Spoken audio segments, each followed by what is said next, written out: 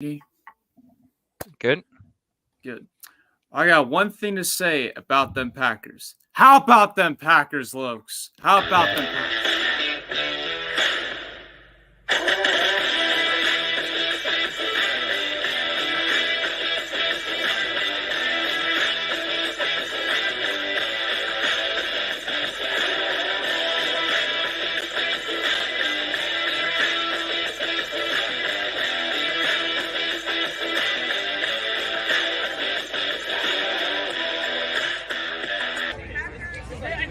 This is Tom Grossi, and you're watching the PackReacts podcast. Let's go.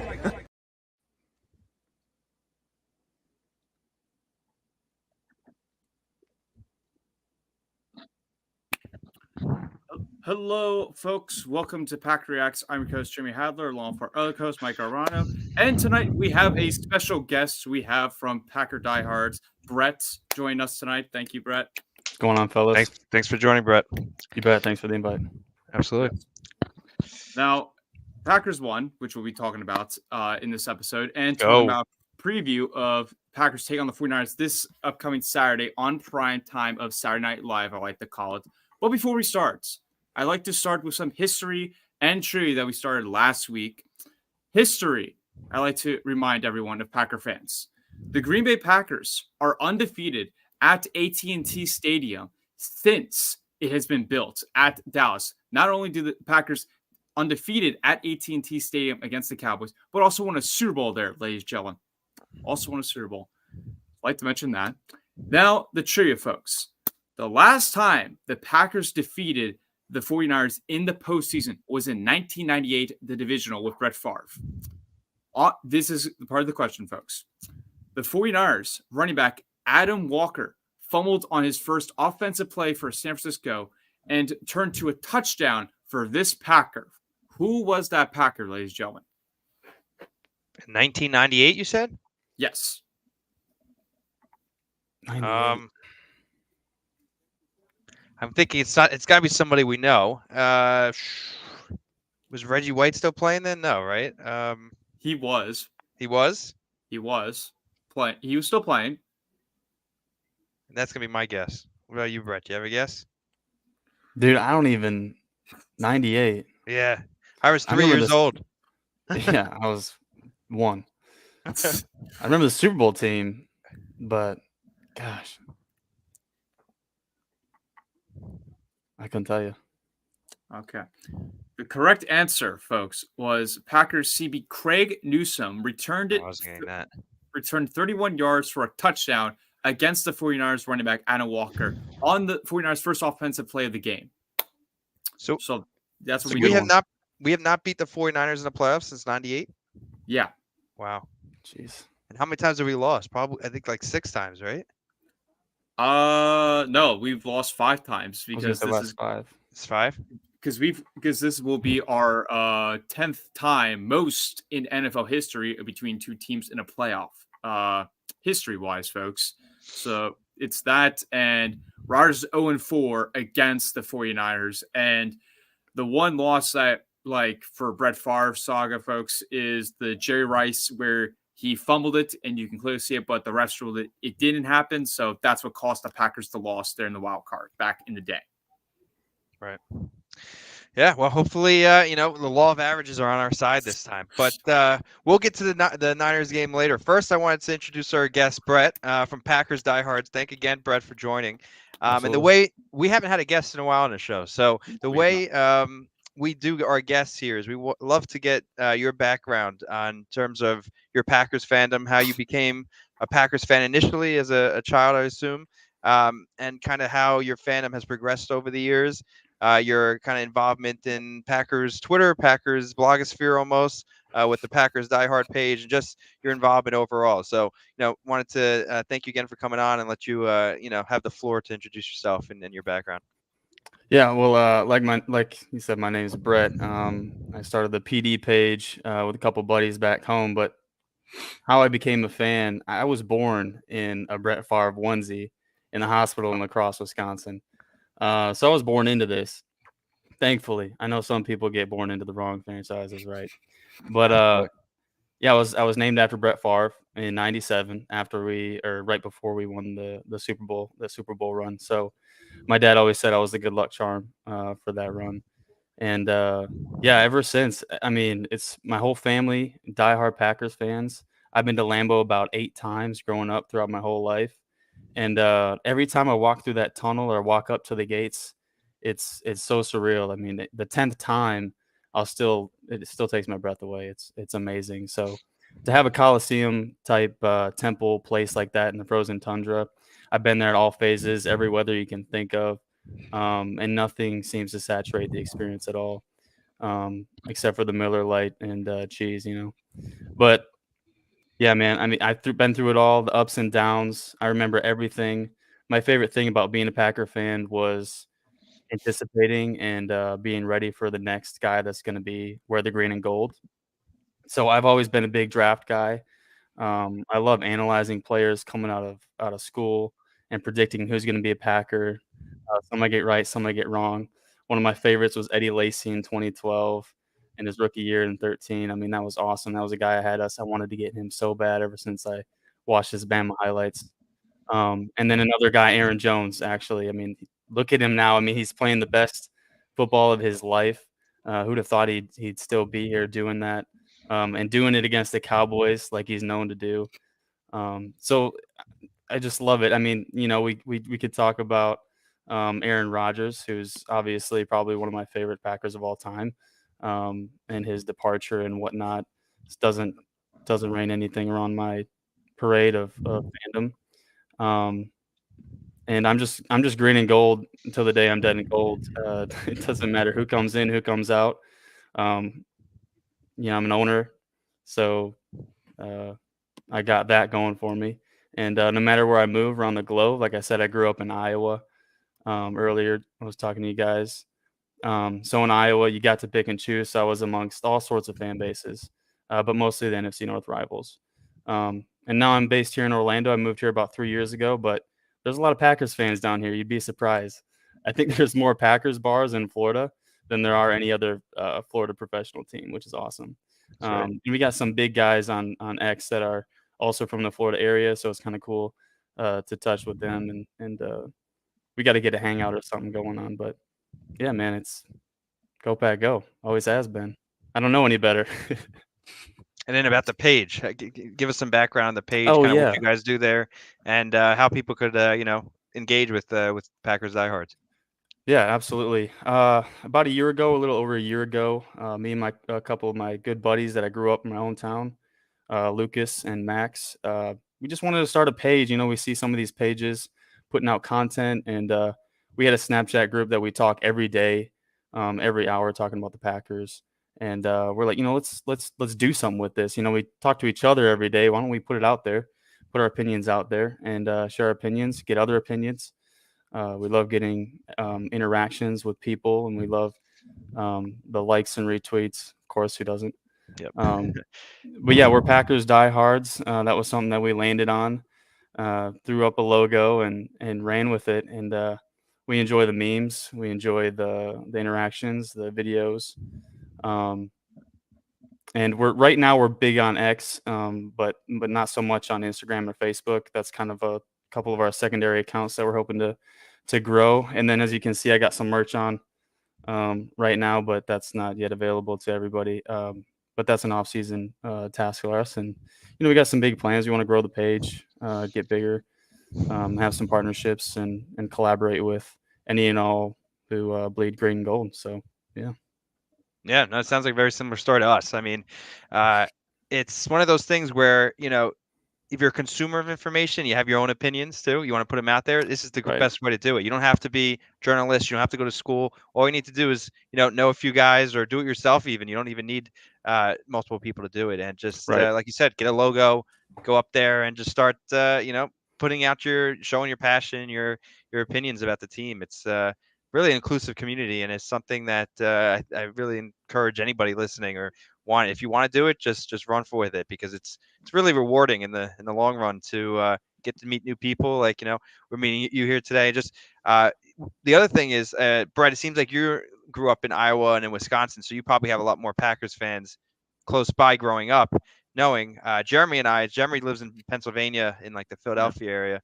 I'm from New York. So, we're not the same. We were the outliers, at least Yeah. for myself. I was the outlier in my area being a Packers fan. So it's a great way to, get your fandom out there and talk to different people that share, the same passion and love for the team that you do. So it's great. So that's great that you guys started and, happy to follow you guys and engage. It's fun. Yeah. I think that's the fun part about doing this is engaging with other pages, doing what we're doing right now, Right. and being able to just kind of talk Packers, man. It's easy. Agree. Yeah, we're never gonna. I mean, maybe one day, but we'll never get a what do you call it? A media pass to go into the. Right. Although Yeah. I don't. Did you guys see on X the reporter in Tampa Bay this week? Did you see that one? Yep. Dude, come I on. sent it in our group chat, but I think all three of us probably deserve a media pass over that reporter, not knowing that the Lions play in a dome, of course. But yeah, if you're watching That's and don't know what I'm embarrassing. talking about, look that up. That's an interesting and funny video. But Mhm. you know, I really wish the NFL kind of leaned into some of the larger YouTubers, like Tom Grossi, some of the larger ones. The small people, whatever. But it would be great if they gave media passes to those people. It'd be a great way to engage with fans in a different way, rather than like the legacy media through news and all that stuff. So hopefully Mhm. one day they recognize that. So. Right. So I think we usually ask a few questions based off the background you kind of described. So I have a few, Jeremy. I don't know if you have any, but I'll start. So growing up in Iowa, so there was a post that came out with like the 50 states and the number one what do you call it like most fan team in that state. So I think the Packers were only in 2 states in the country. Obviously Wisconsin being one of them. If I'm not mistaken, Iowa was number 2. So I'm just curious, growing up in Iowa, what's the breakdown of Packers fans compared to other fans that you see, and why do you think, I guess, Iowa is such a big Packers state, even though obviously it's close to Wisconsin, but there's also the Vikings. In theory, you could have probably the Broncos fans, like or Kansas City. Why do you think the Packers are such a big team in Iowa? Yeah, well, where I'm from Northeast Iowa, like Okay. 30 minutes from the Wisconsin border. So Right. you got some perforation there of Wisconsin fans. And, I was born in La Crosse and I got family from the area. So I think a lot of people also are the same boat Yep. with family. But I think growing up in Iowa, it's like you have no ties unless you're born into something. In my high school, there was a fan of every NFL team that you could think of. And the other caveat of my high school is our mascot was the Vikings. Oh, So wow. Okay. so there was a good number of Minnesota Vikings fans just because of that, which is kind of funny. But yeah, to speak, I don't know what exactly what chart you were looking at, but I think a good portion of East Iowa has a good Packer fandom representation, and then the West Side is kind of Kansas City. Up until their recent success, nobody really knew of that, but of course, the people come out from under their rocks, and the Right. fair weather when Mahomes showed up is like, I'm like, geez, I didn't know half the state was Kansas City Chiefs fans, but it is what it is. I think the success in Green Bay is just easy, and I think the historic piece of it, the small town America. I mean, that's what I was all about, is small town America. I think it was something that's just easy for everyone to attach to. Yeah, I mean, being close for me, it was perking. Being born into it, best case scenario for me. So Yeah, that's great. Like, that's just one thing about the Packers that's so unique compared to any sports team in America is the small town feel, yep. owned by the community. It's really, part of Green Bay. Green Bay is the Packers. So, um, it's great. And I've been to Lambeau twice now. Or sorry, twice. I've been 3 times, actually 4 times. I went twice this year, 2 before. But it's like you said before. Every time it's an experience. Every time, it's exciting, and it's just such a unique experience in the country. Yeah. Even if you're not a Packers fan, people love going. I mean, every time I go, there's so many away fans, fans of the other team, because it's a bucket list item for them. Yeah. One of the CFOs at the company I work at, he's a Patriots fan. He actually went with a few friends that were Jets fans to the Packers Jets last year just to, experience Lambeau. They flew into Milwaukee, took like a party bus up that one of the Milwaukee bars sponsors, And they did that. But I remember him coming back and saying how great of an experience it was for him. So it's just one of those things where it's such a unique experience for any sports fan in America that the Packers are just an easy team to root for, in my opinion. Even if you're not a diehard fan, like obviously the Packer diehard pages and we are here. So, but it's also a real easy team to be a diehard fan for with our recent success. Brett Favre to Aaron Rodgers, now hopefully to Jordan Love, but we'll get to that later when we talk about that game. That was a great game. So excited. Okay, Jeremy, any questions from you? I have two questions. Since you're from Iowa, is one of your favorite players Brian Bulaga? Oh yeah. You mean Iowa. Brian Bulaga? Iowa. Yes. Iowa, yeah. Oh yeah. Oh yeah. That meme is everyone from Iowa loves that meme. I don't care who you are. Yeah. It's just iconic. Nice. And then with the Packers diehard page, are you guys like with the Packers like hosting the draft like in about next year or two? Are you guys like trying to plan to like go to the draft with your channel and all page? That would be cool. Internally, me, Lucas, and Max have talked about definitely going to a game next year and doing some sort of meetup, maybe with you guys and some other fans and whatnot, and get a tailgate going. I think I've seen some other pages and some people amongst our ex family do that sort of thing, and it just looks like a lot of fun. And like you said, our fan base, there's a lot of good people, great people, and it's probably real easy to just talk with. And it's fun to see the face behind the accounts and interact that way and really get to know people. And like you guys are doing here, just sharing our stories and our background. I love it. It's something that we can all connect to. And it's, the memories and growing up. It's something that I'd love to come to fruition is go to one of those, either draft night or training camp. I've been to family night before. That'd be a cool thing too. But definitely a game for sure. Yeah. Nice. One thing to piggyback on that, we're big fans of Tom Grossi here. I don't know if you Tom's awesome. Tom's awesome, right? Yeah. I actually started watching him way back when he posted the Magic Pupper on Reddit. Reddit was the Packers Reddit was my main thing, how I started kind of online with the Packers. Yeah. And I've been with him since like probably the first few months of his page. But the 30 for 30 events he did this year, which is great, great amazing cause. Absolutely amazing. And I went. I'm sure you saw in the intro, Tom, in the video. That was in Bryant Park here in the city. I actually work, a few steps away from Bryant Park, and awesome. it was a great timing and great location for it. So I came down, and another one of our friends, John, he lives in New York with his girlfriend. They're from Connecticut, and we met at the meetup. And John's been on the show a few times now.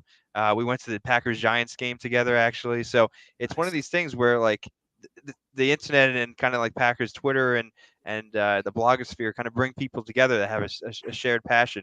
And Tom did something that actually brought it to real life. When I took the trip for the Patriots training camp week, it was a solo trip for me. I went by myself, but Tom was there, and a lot of people were there, like Tyler from Cheesehead TV and a bunch of other people. Yeah. Tom did a meetup, and I met all those guys. But you're right; they did their own thing, and they were, had like brought a few of the bigger creators together. So Jeremy, we were thinking about doing a game next year, so we should definitely catch up afterwards. Maybe it's hard to make schedules work out sometimes, but sure. that'd be something we'd be really interested in doing. So that'd be awesome. All right, let's set it up. Yeah, we'll set it up. All right, I have another question. So you said you're big into the draft, right? So you said Aaron Jones was one of your selections pre-draft, as well as Eddie Lacy. Yep. Okay. So also mixing the draft with Iowa, did you get Lucas Van Ness as your pick this year, or was that not on your radar? He wasn't actually, but if I was really truly paying attention to Goot, it's kind of a no surprise, right? Right. It was one of those things where I had thought we'd potentially be getting an offensive weapon like every year, right? Right.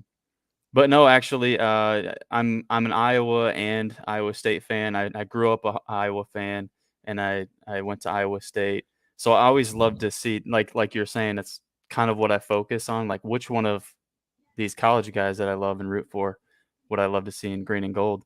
But yeah, surprisingly, I didn't on Lucas. No, but I'm glad he's here. Yeah. I really am. He's having kind of a Rashawn Gary rookie year, and I think him and Rashawn are going to be dangerous the next couple of years. Yeah, no, I totally agree. And they've actually given him a little bit. Rashawn Gary, that rookie year, they really had on what do you call it, backup duty. They really kind of gave him a lot of time to get in. Van Ness has been out there quite a bit. I mean, they haven't really let him loose yet, but he's been out there quite a bit. What he's got a handful of sacks this year, right? Yeah. Like 4 or 5. I think he's had a good season for a rookie season, so I'm excited to see what he can do. Probably still has a lot of development in the off season, but for the rookie season, I'm pretty impressed. So absolutely. And Rashawn Gary needs to start picking up his play though. His play the past few weeks really hasn't been great, especially against the Cowboys. He was going against the tackle that was probably the weak link on the offensive line, and still didn't have a great week. So hopefully this is his week because we need him. We need him this week to have a big one. So yeah, big time. Yeah, and we lost Kingsley, which is sad. With the ACL. I know. That's gonna be a big loss. Yeah. I honestly, did you guys even see that injury happen? Like I heard afterwards about it. I don't think it ever got any TV time, if I remember correctly. No, I don't think so. Yeah. Wow. So that must have been something he came off and realized he had, had an injury. Which, damn, that's terrible. I thought we got out of that pretty smooth. I was actually saying at the end of the game, not only did we blow him out, not only did we get the win in the playoffs and an upset, but they were pretty healthy. And they were for the most part, but obviously we lost Kingsley, which isn't great. So I was shocked to see LaFleur said, or whatever the report was that came out, said LaFleur said it's not looking good, and I was like, what the heck happened? I know. It's out of nowhere. I know. Yeah. The good thing though is that defense line, we got a lot of young guys. Carl Brooks. There's a lot of young talent on that team. So hopefully it's not the biggest loss. If there's one piece to go down, it's not the worst thing in the world. But we definitely could have used him this week against McCaffrey. So it's a little bit tough. But anything else, Jeremy, from you? Well, we could just talk draft all night and just talk about how we go through that. Like for me, for example, how you mentioned with Aaron Jones part, I predicted Amari Rodgers in the 3rd round predictably to come to us. Unfortunately, that did not work out for us. So I say we skip the draft and let's move on to a Packer dub here against them Cowboys. We beat absolutely them Cowboys. Hell yeah. How about them boys? Oh, we own them. We do own them. Aaron Jones owns them. Yes, Aaron Jones does own him, where Jordan Love had a fantastic day. He was one pass away. If Tucker Kraft caught the ball, he would have a perfect passer rating, which is insane to me. I'm irrationally irate about that because he had it. Like he was there, and then just this stupid situation to take away history from the young fellow that deserves it, but whatever. Yeah. Cares about the dub. Exactly. We got the dub. Not only did we get the dub though, I mean that was a beating. I mean, I have a friend who I have a friend who moved to Austin, who lives in he lives in Denver now, but he moved to Dallas after college, and he's texting me the whole game saying, the Cowboys are not looking good. And I told him, hold on, let's not get too ahead of ourselves. The Packers have blown it before and they can't, but the Packers just completely, every time the Cowboys seem to have life, we went even harder. And it's really a testament to Jordan Love, I think. Jordan Love played an amazing game, basically a perfect game. It wasn't for that garbage time at the end where he had to come back after, Sean Clifford came in a playoff game. But that was an amazing performance by Jordan Love in his first playoff game, in his first season. And, I've been critical about Jordan before earlier in the season, saying that he needs to develop a little bit more. But he's developed, and he's developed fast. That was an amazing game by the Packers offense and by the defense too. So I really am excited watching that. What are your guys' takes, from that game and like big things that you took away? Brett, you can start first. Well, to piggyback off of Jordan Love, man, he's so stoic out there, and it seems like nothing rattles him. Right. No. He's out there so comfortable. He looks like a vet, especially in the pocket and off his back foot. Like he's so much more comfortable doing that than he was earlier in the season, even though he was still kind of able to do that. Our podcast, we like to pride ourselves in being Love believers and some of the first to back him. Because we always like to keep it's going to take time. Like the expectations, like lower your expectations this year understand that it's going to be a learning curve, understand that there's going to be kinks and mechanics that he needs to work on. But even then, I think his progression this season is pretty unprecedented amongst normal like first year starters. And in the game against the Cowboys, he was just money with and that one play, the touchdown to Tay Wicks, and how he checked off a bunch of things. I mean, man, he's smart. He's really smart, and you could see he's picked up so many things, not just this year, but from 12. If we're being honest, watching the tape, man, it's crazy. It's crazy how similar off the back foot, off the ground, some of the looks that he looks, some of the toss-ups that he's got into the end zone, the corners on the post, and it's immaculate. I think it was a great performance from him. But I got to give it to my guy, Aaron Jones. I mean, what he does, the way he runs, yeah, you got that. It's poetic. It's honestly amazing to watch. It's so fun. Every time he gets the ball against the Cowboys, he kind of like weasels through these holes. You're like, how does he do that? And he gets through these linemen and he's like untouched and he's still going the same speed. He's like a dangerous rubber band, I always say. Yeah. And he's so elusive, Mr. Swivel Hips. And his ability to get extra yardage after first contact is crazy for how small he is. And his speed, I think he's running like the fastest he's ever ran in his career. Oh, yeah. And his performance against the Cowboys is not only what he does, but I think projected the whole offense into this dominating win against the Cowboys, because I think him running the ball was just demoralizing that defensive front and demoralizing those linebackers that they didn't even have time to think about what coverage or what Jordan Love is going to do, because every play they're like, crap, if Aaron Jones gets the ball, what are we going to do? And the one that the first down that he sealed to win the game against the Bears, I think was just a statement like, we're running this thing in the playoffs, and he's playing the best ball he could ever play. And I'm excited to see what he can do against the 49ers, because they're really exciting. We'll get to that, like you guys say. But Aaron Jones, what a performance by him. He's my guy. I love the guy. He's such a great dude on in and off the field. And what a performance by him. I can't say enough about it. Yeah, absolutely. I mean, Aaron Jones owns Dallas, as you mentioned, Brett. Like, he goes down there. He has at least 3 touchdowns per game down there and 100 rushing yards easily. It's just like fantastic to see him like being this healthy. And this is like with Aaron Jones that we've wanted to see, because the last few years he's been hurt. He's been like struggling a little bit because like staying healthy wise. But it's nice to see like this is the Aaron Jones we've wanted to see out of this man. This is the Aaron Jones we want to see projected. And he's done a fantastic job. And I love to see that. Jordan Love, I mean, you go again with the poise. He's looking not even rattled, as you mentioned before. He's just looking great and everything. To me, he reminds me, since I'm from the Philadelphia area, he reminds me a bit of Jalen Hurts' rookie year, where Hurts was just like, he's nice, he's just getting poise, he's not rattled at all. The only problem was the accuracy, and that was the same for Jordan Love. But he's getting better throughout the weeks of the accuracy, and you've seen that through these last 8 games at least, where he's thrown over 20 touchdowns through 1 interception. It's just fantastic. See how the man. Yeah, it's just with Love just to do that job, like against Dallas, in Dallas. Like, he's never been in the playoff atmosphere. This is his first starting year. I mean, he's seen playoff games before by sidelines, but this is like his first true playoff game. And again, I mean, that perfect pass rating, he should have had that, which still takes me off a little bit, but well, I'm fine. As long as we get the dub, I'll take it. Like, the very interesting, though, I will say, from this Packers offense was Jane Reed, who's kind of been like our number 1 wide receiver for most of the time, had 0 catches and 0 receiving yards. And Romeo Dobbs has 6 catches for 151 receiving yards and a touchdown. That kind of goes to show you that, like, Love loves to spread the ball around. He doesn't have one true receiver, as you kind of see when Rodgers was. He'd always throw Devontae, and you see him, like, especially those 49er playoff games, he throws to Devontae.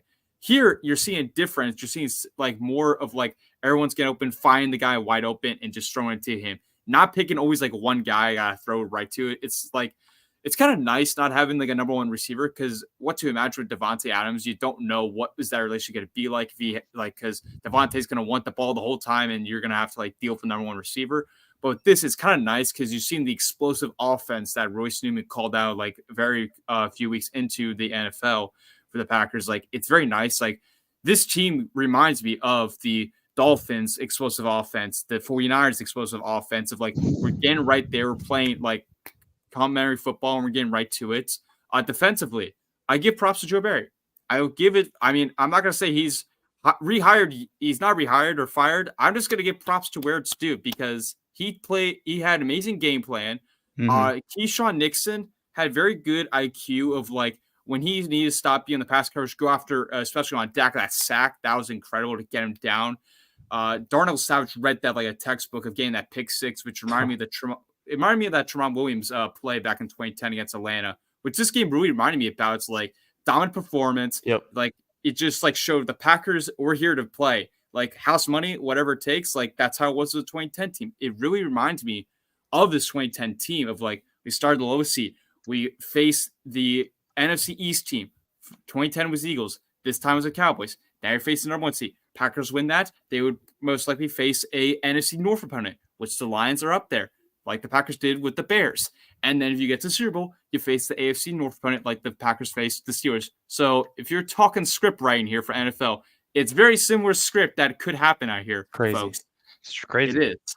So yeah, just amazing game from this Packers. Like, when that Darnell Savage pick happened, I was like, this team could do something big and could get right into it and go far now. Yeah, you bring up the 2010 team and the inexperience there too. I mean, yeah, they went to the NFC Championship game or divisional game when we lost to the Cardinals on the Phantom, the no face mask call. Yeah. It's terrible. Totally agree. But this team is so young, and on offense especially, they don't know any better. So There's no pressure, there's no expectations, and they're not afraid to make a mistake because a lot of the guys haven't been there or been in that situation. Like you said, loves watch from the sidelines, but I think that's the best place to be, front row seat, to kind of learn, kind of feel the emotions on the sidelines, feel the emotions between the coaches and the players coming on and off the field. And man, yeah, like you said, it's insane. It's awesome how confident they're playing right now. And when you brought up the receivers and they took away Jaden Reed, they're also taking away Christian Watson. It's like, all right, then we'll throw it to Bo Melton or we'll throw it to Tay Wicks, for 15 to 20 yards. It's the ability, this offense's ability to not be schemed in the passing game is what's going to benefit them. Because if I'm a defensive coordinator, I'm like, okay, who's our guy in our off-color jersey at practice? I mean, who is it? Is it Dobbs? Is it Watson? Is it Reed? Is it Musgrave? Don't forget about our tight ends. Yeah, I mean, exactly. I think it's very beneficial, and we're rattling off these names, and layman's not going to know who they are, but maybe they will in a few years. I'm excited to see. Absolutely. That's the exciting thing, right? This team is a young team, and it's got so many weapons in different kind of aspects. Tay Wicks, like you said, what a player. I mean, was he a 7th round pick this year? And he looks like a pro. Like, seriously, like I haven't remembered him dropping a ball. We've had a lot of young receivers coming up, like MVS, right? MVS was fast, but he couldn't catch the ball. He would, get deep and have trouble like locating the ball. Dontavian Wicks is a young player that was a low round pick. He's just reliable. That's all I have to say about him. He's a reliable player that he's going to be there at the right time to make a big play when you need it. We got another young player, Jaden Reed, right? He's a 2nd round pick, so a little bit more, I think, but exactly. And the thing is, the Packers did all this. Jaden Reed didn't even get a catch. Yeah. And Jaden Reed at the end of the game goes, or I think it was actually today, he goes, I don't care. He goes, we got the win. I don't care. I didn't catch the ball, get any catches. We got the win. We're moving on. That's all I care about. Love that. Another selfless player.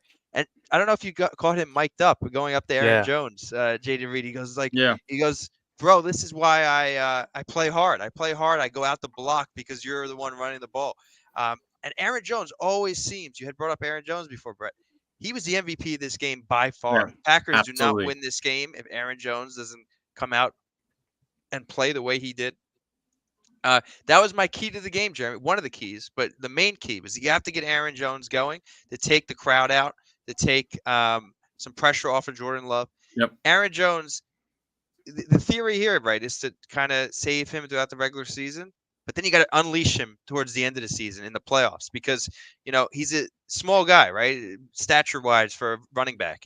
So the fear is that if you give him too many carries throughout the season, his body's going to break down, and then he's not going to be good to go when you need him most in the playoffs.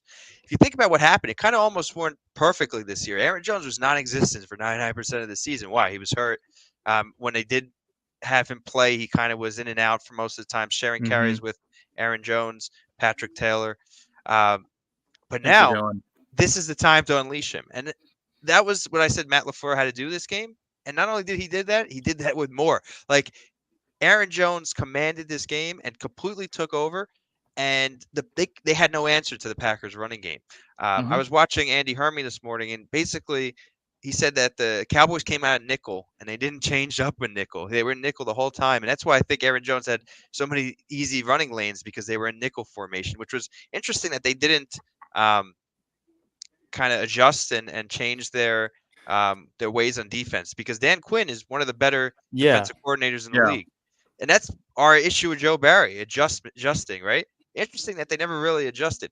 But I think it goes to show their respect for Jordan Love, the respect for the Packers offense, is that you can't just focus on the run and Aaron Jones, because you get beat deep with these young receivers, Jordan Love.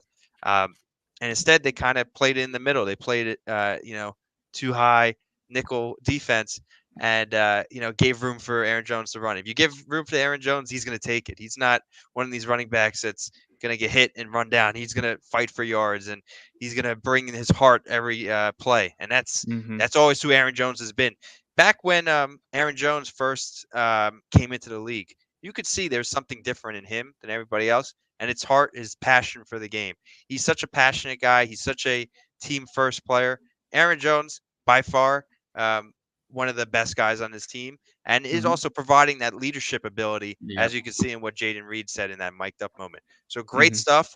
And, we're getting hot at the right time. I don't think there's any team in this playoffs that want to face the Packers right now, because they're getting healthy. They're getting hot. They're young. What do you call it? They're all on the same page, right? Age-wise, good coach. Like, Packers have a shot. No one's giving us a shot right now, but I think they have a shot to beat the 49ers, to beat the Buccaneers or the Lions, and who knows? Who knows what happens from there? So that was an exciting win. That really was. So that's my thoughts. Yeah. No, definitely. I mean, it's also going to show, like, you look at the stats of, like, Dak threw over 60 times. That's pretty good if, like, you're trying to make him throw that much, because you're going to try and make him win the ball game by throwing it. I mean, CD did get over 100 yards, but, like, most of those yards were in garbage time. So the Packers did contain him very well. And most of the time, I didn't see Jair on CD. It was either Valentine or Valentine. It was like one of those. So that was pretty good to see there. I will give a shout out to Joe Barry's bold take of having Quay Walker on CD for that first play there where he drops it. So I'll give it. I dropped that. Oh man, yeah, that could have that could have hurt us badly, but we got the job done there. I was very good to see this defensive line, because this defensive line, the rush defense, is getting better slightly now. Historically, we're not doing great, and this season we're ranked like down the 20s. But this run defense is getting better. Like, I mean, they did hold Power. They contained him for 56 yards, which is pretty good, but they are getting better. Now, big question is, when we're going to be going into this 49ers game, is with CMC. How are they going to detain him? Because you're basically going to have Joe Barry's going to have to pick his poison. You're going to stop the run, force Purdy to take it of his control and throw the ball, or you're going to contain Ayuk, Debo, or Kittle. Like, that's going to be the big question, though, into this upcoming game. We're switching over to the Niners? Yes. We're officially on the Niners then. Okay. All right. Can I just say one thing, right? When we talked about the Niners have had our number so much over the years, right? Yep. Jeremy and I we were talking about doing a meetup, right? Before Jeremy and I had a meetup planned already, actually. We were supposed to go to a game. I don't know if you could guess what game this would be that we were supposed to go that didn't happen. But it was all because of the 49ers a few years ago when we had our tickets all ready to go to the NFC Championship game.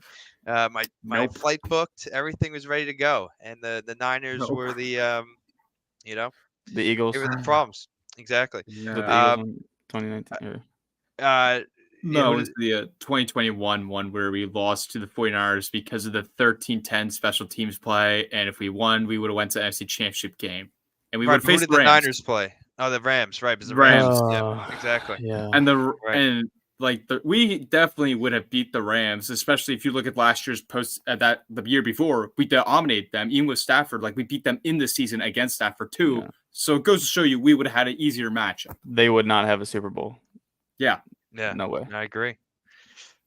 But they got our number there. Yeah. The Packers, right? No one's giving us a shot in this game. But what do the Packers have that's better than the 49ers? I think quarterback. And I don't even think it's close, honestly. I think Purdy's a good player, right? I think he's a little bit of a system player, though. I think if you put him on any team other than Shanahan, I think that he's going to have more trouble. I really do. But I do like Purdy, and I think he's kind of what they need in their system. Mm-hmm. But game manager. But Jordan Love, I think, brings a different component to the game, and I think the Packers have a big advantage in that situation in quarterback. And in the playoffs, a lot of times, the team that has the better quarterback wins. Now, I think in a lot of other ways, we're not as good by far. I think CMC is a big thing for the Niners. I think their defense is much better than ours. They got Debo, they got Kittle, Hughes Jack. They're a good team, and the big thing is they have Kyle Shanahan, right? Kyle Shanahan is not, if not the best coach in the league, definitely up there. I'd probably put him as one of the best, probably the best coach at this point. So it's going to be tough. You have to go to California. The Packers historically have not done well going out to the West Coast, dealing with the time difference, right? Yeah. So it's not going to be an easy game whatsoever. But I would not count the Packers out. I had a good feeling about the Dallas game, and I have a little bit slightly less of a good feeling here, but I have a decent feeling. So, sometimes when you're playing with house money and everyone's rooting against you or picking against you, you kind of just go in. If we lose, oh well, no one expects us to be here, right? We exceeded our expectations. If we win, well, then it's a cherry on top, Right. So that's the way I feel, and I'm excited. This is an exciting game, Saturday night. Win and you go to the NFC Championship game. Who would ever thought? Whoever thought coming into the season? Look at us. Yeah, exactly. Look at us, right? Look at us. Although if we don't win this game, we won't be so excited, right? Like that's the thing. Is now we're here. We got to win. You got to win because exactly. It only gets easier. Well, maybe not if they play the Ravens, but if you beat the 49ers, right? Next week is going to be easier. You either play the Buccaneers or the Lions. So this is a big game where, like, if you can get over this hump of the 49ers, there's a good shot. I'm hoping it's the Bucks, because if it's the Bucks, the Pack come down here and play in Tampa. There you go. And your boy's going to that game. I'm going. There you go. For sure. There you go. So I would join you. I would join you, but I'm actually going to be in Denver skiing that weekend, unfortunately. Can't complain. Can't complain. Yeah, can't complain. So I'm going to have to maybe cut one of my ski days short, which I'm happily going to do if the Packers make it. But I won't be able to go to the game, unfortunately. But that's okay. Next time that there's a playoff game in Lambeau, I'm going to be there. Unless we're like the number 1 seed again. And we have the chance to go to the NFC Championship game, then I'm going to wait till the NFC Championship game. You're going to wait? Okay, there you go. Yeah, well, that's always the conundrum, right? When you don't live in Wisconsin, when you're the number 1 seed, because you can go to this game, right? The divisional round.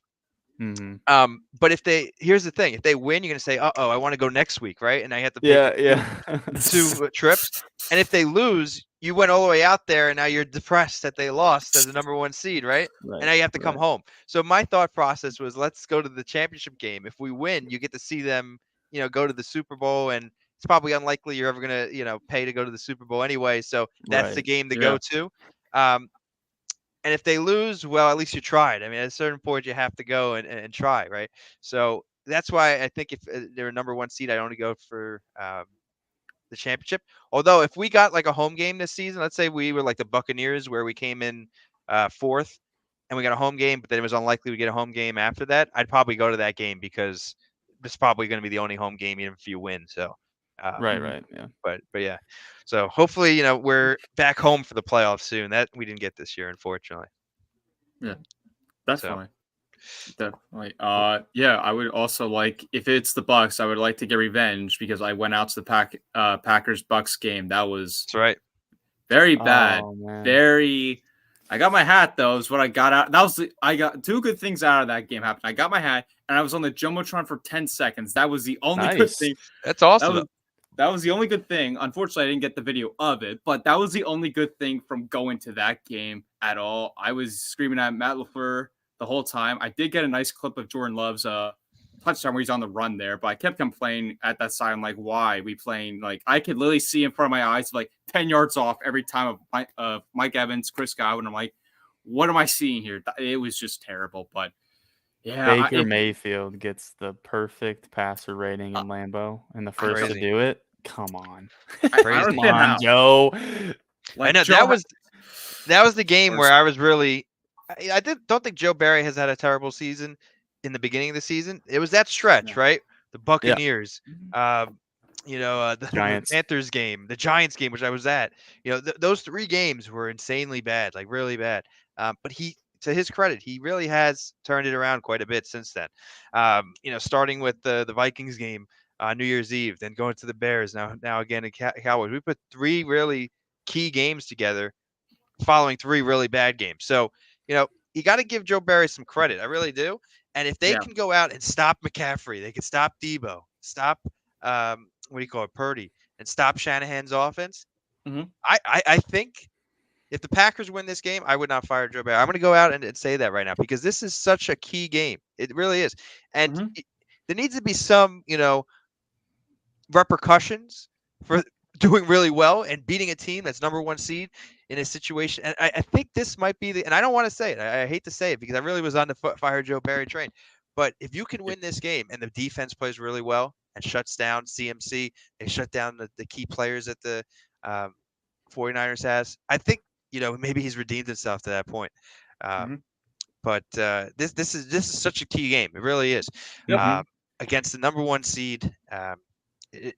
The Packers should have a few weeks ago have no business even being in this game, let alone winning it. If somehow the Packers get here and win, I mean, that's such an accomplishment. It really is. I agree. Yeah, we always joke on our page and podcasts that if the trade-off is to keep Joe Barry for 2 years to get a Super Bowl, we'll take it. Oh yeah, we'll take Absolutely. it. If we got to guarantee him 2 more years as our DC, that's 24 and 25 seasons. And if it means we get a Super Bowl this year, book it. We'll do Absolutely. it. It's all about performance. I don't care. What do we do this for, right? Like we do the podcast, you do your page, right? We all do this for one reason only. Well, I know there's other reasons like camaraderie, friendship, to get your opinions out there. But really, the reason why we're Packers fans is to win the Super Bowl. The experience, all that stuff comes along with winning the Super Bowl. I mean, that week leading up to the Super Bowl would be so exciting if we get there. We haven't experienced that since 2010. And I'm 28. Jeremy's a little bit younger. Brett, it sounds like you're what, 26, 27, then, right? 27. Yeah, I just turned 27 a couple weeks ago. Yeah. Right. So you were what in 2010? 13, right? Yeah, 14 years ago, yeah. right? So I remember it, but it's not the same as it would be now. That lead up to the Super Bowl, all that stuff. Right. It would be so exciting, if we get to that point. And this is what we do this stuff for. So the Packers have everything in front of them, and if Joe Barry can shut down this 49ers offense, something that, again, we should really have no business being in this game. If you could shut them down, I think that's really a big positive sign for him. But hey, the Packers are only going to win this game if they have a 4-quarter game and basically follow the same blueprint, I think, as they beat the Cowboys. If you win the toss, get the ball first again. Yeah. Get out to the lead. How big was that, right? The Packers got out to the lead and got the stop. That's the thing. If you get the touchdown, right, and then just let them go down the field, that just wipes it out. And basically you start that new game again, right? The fact that they went down the field, got the touchdown, and then got the stop, although, like you said, Quay was on, CeeDee Lamb, and then he kind of dropped the catchable ball. So it wasn't all on Joe Barry, but the fact that they got to stop and then scored again, right? Like that's the recipe for success here, right? You need to get ahead early and make them operate from behind because the 49ers are not used to operating from behind, nor are they good at operating from behind. their theory is, let's get out quick, let's get up, and then we're going to start, running the ball a lot with CMC, right? You could take their best player out, which is Christian McCaffrey. Still don't know how the Panthers traded McCaffrey away for what they did, but he's their best player on offense. If you could take him out of the game for the most part, where they have to throw the ball a lot, that's a big recipe for success. On the defensive side of the ball, Nick Bosa. That guy needs to be chipped. He needs to be double teamed. He can be a game wrecker, and he will be a game wrecker, especially in the playoffs. And this offensive line, although been playing well, is young, and they haven't gone against somebody really of Bosa's caliber since Aiden Hutchinson, right? With Max Crosby on the Raiders, where Max Crosby gave him fits. Aiden Hutchinson gave him fits that first game, not the second game. His brother Joey, who unfortunately got injured against us. Yes, right. Had a pretty good, solid game. Right. He's got to be the focus. Those are my two keys to this game. Stop CMC and protect against Bosa. You can do that. I really think the Packers are going to be in this game. I do not think it's going to be a blowout by any means. I think it's going to be a 4-quarter battle. But I think if you could do those two things, right, and then play maybe just a sliver or step down from the way you played on the Cowboys, but stop those two guys, because I don't think there's any way they match what they played in the Cowboys. That was the best case scenario. I think you could come away with the win here.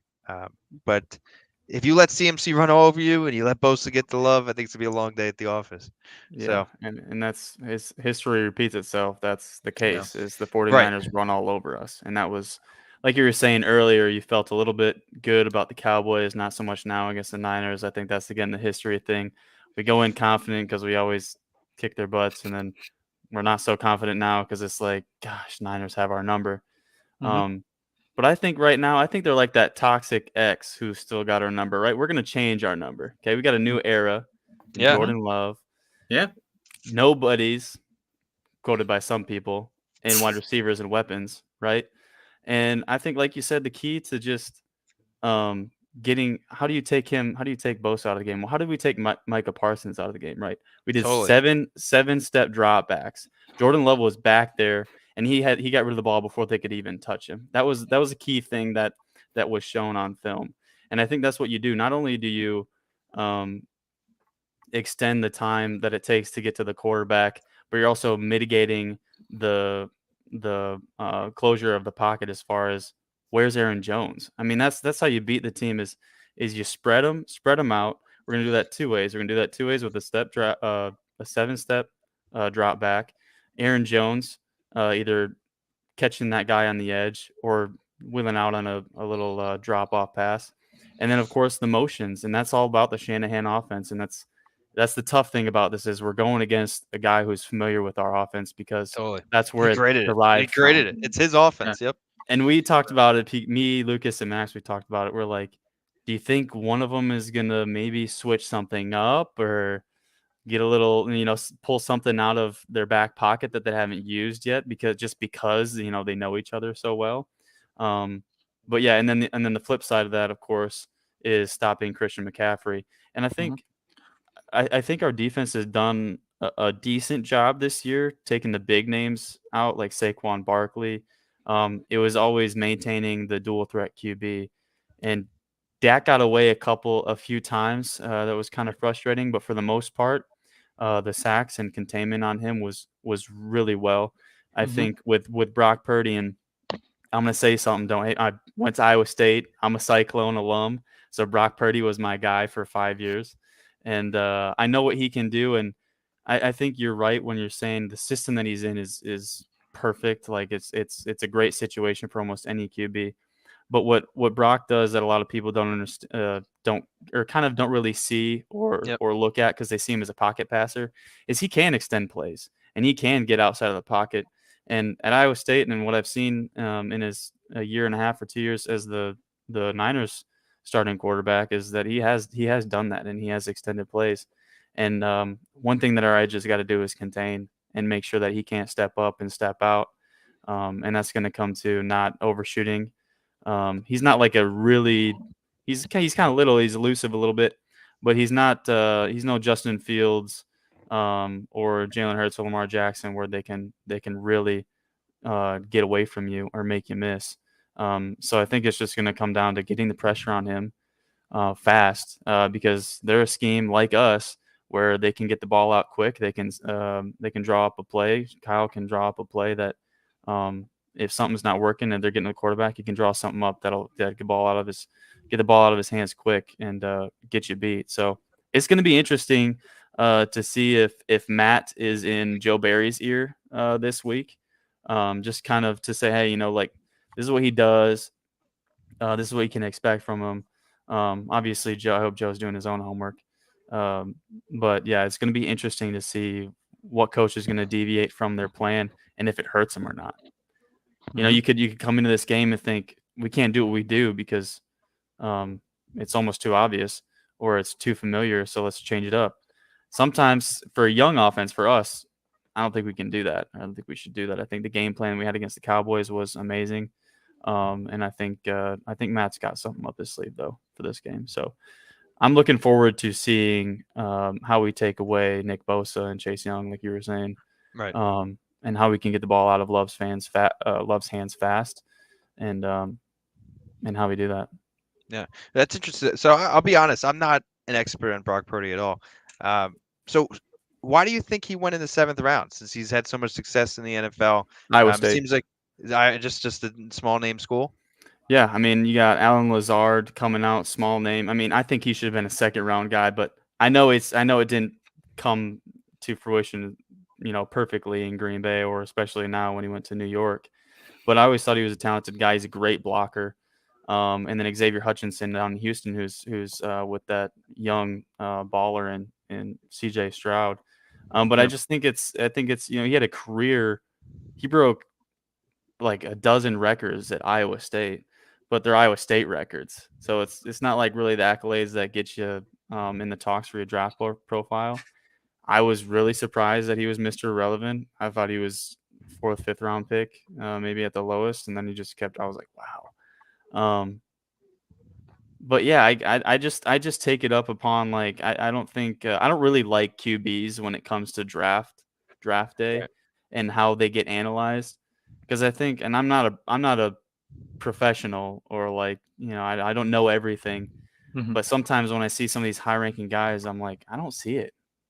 See it. Yeah. And then I see some of these not so great guys. I'm like, this guy's freaking talented. Get him a nice system and he'll do good, i.e. Brock Purdy. Now, obviously, I'm biased, but. Right. I think it's fit a lot. It's a fit, the situation, because quarterback is just as much of a mental kind of impact and it is physical, right? You could have a super talented physical guy, i.e. like Jamarcus Russell, right? Doesn't have the mental. And if you don't have the mental, you're a leader of men over there. But not only you're a leader of men, but you're a leader of kind of like the analytics of how we play the game, right? Like you see where the defense is going, you check out of that play and you go to something else. So you're almost like the conductor of the train, right? Say, all right, we're gonna go do this, or of the boat, right? Say, okay, there's an iceberg there. We have to go this way, slow down, otherwise we're gonna hit the iceberg. Like you have to be thinking through and kind of, it's almost like a game of chess out there. And if you're not definitely. If you're not doing that, and that's why Aaron Rodgers, is he the most athletic quarterback out there? Even when he was younger, he was not athletic as some of these Lamar Jackson, some of these guys. But I always thought that he was the smartest guy on the field. He knew what you were doing before you even knew yourself were doing it, right? Yep. And you saw the guys he had connections with throughout his career. Jordy Nelson. You think Jordy Nelson would have been as good of a player was another quarterback? No, they had like basically they knew where each other were. They were on the same page mentally, and that's why they were so good. Telepathic, exactly. Devontae Adams and Aaron Rodgers, right? Great player. Definitely more athletic than probably Jordy Nelson, right? But you can see Devontae Adams has taken a step down on the line. The Raiders, and it's not because he's not as good, talented, athletically, route running ability. Hasn't changed. It's his connection with the quarterback. So there's a lot of the quarterback position that's fit, kind of development, and mental, just having the mental aspect of it. And it seems like Brock, obviously he's a great fit with Shanahan's system, but he also seems like he's a smart guy. Otherwise, he wouldn't be breaking these records at like you said, at Iowa State. So I mean, I think it's going to be a great matchup, and you're really seeing it. So, what was your opinion on Love when he came out? I guess since he was a first round guy at quarterback, the Packers weren't really slated to pick a quarterback that year, but was that a pick that you were expecting and happy No. to see? Not at all. I mean, when I Right. saw QB up on the screen, it didn't matter who it was. I Seeing know. QB on the Right. screen pissed me off. I was Right. like, come on. But when I went, I usually like to, after I take, like, I don't like to be really quick. I hate draft grades, like, Yeah. especially right after the draft. It's Right. kind of ridiculous to draft or grade a draft like right after. Like, how do It's you just for know? clicks. It's just It's for for clicks. clicks, Absolutely. and Yeah. it's people trying to say they're right about something, and then it's fun to a year or two later to be like, you're wrong, dude. Right. But with the Love pick, when I went back and saw his sophomore season, I was like, dang, this guy can ball. And then I'm like, what happened his junior season? He kind of got reckless and was throwing a lot of picks.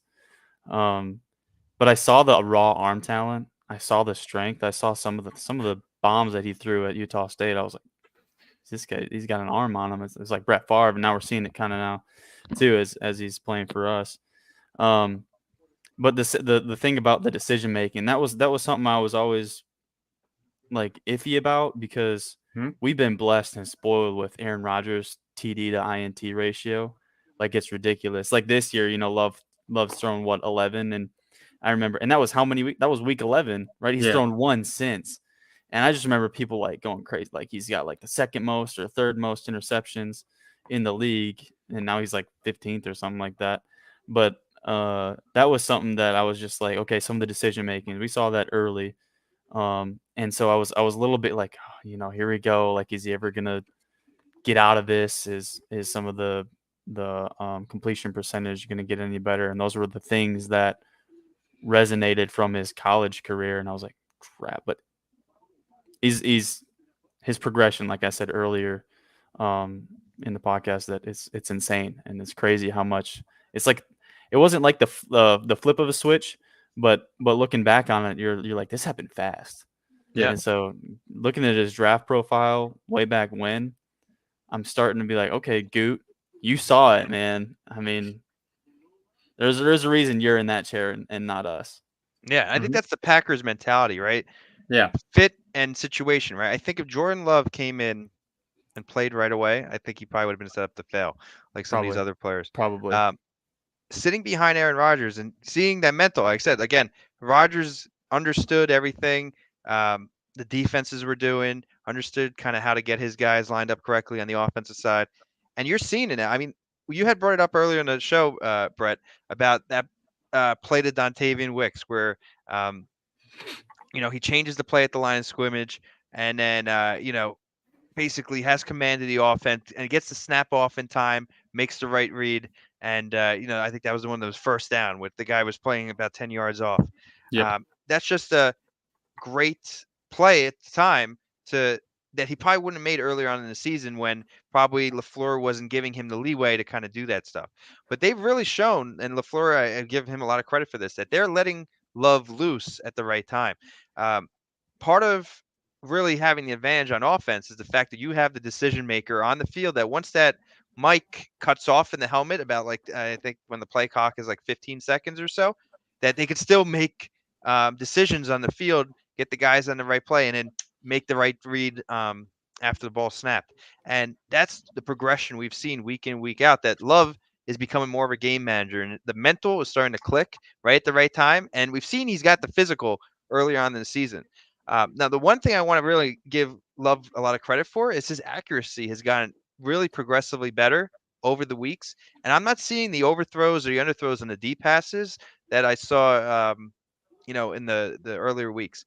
That throw to Musgrave when the wide open touchdown pass. I was actually talking to my dad after, because my dad's a big Packers fan, and he thought that was bad that he put too much air on it. And I actually got to push back on my dad a little bit, because I thought that was exactly what he needed at that time. Because if you remember on the play, Love is kind of falling back. He got smoked too, right?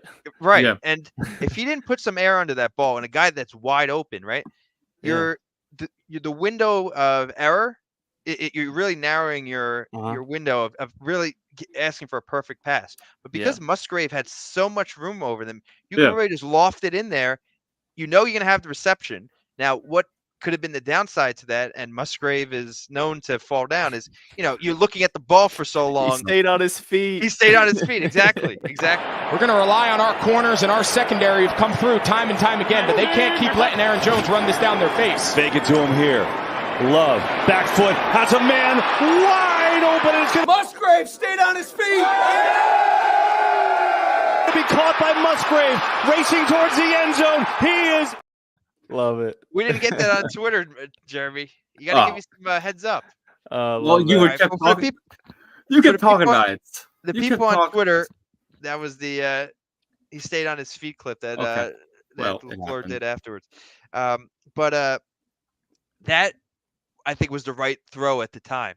And even if he didn't score a touchdown here, I actually said, and I said this bet when I was watching the game, it was almost bad that Musgrave scored that touchdown there, because if he gets the catch, right, and stumbles at that time and it doesn't get the touchdown, it gives the Packers the time they need to basically kill another 2-3 minutes. And I think that obviously we get a field goal at that point. And I think they probably wouldn't have had the comeback that we saw later on in the game if he didn't actually score in that play. So it probably would have been better if he stumbled.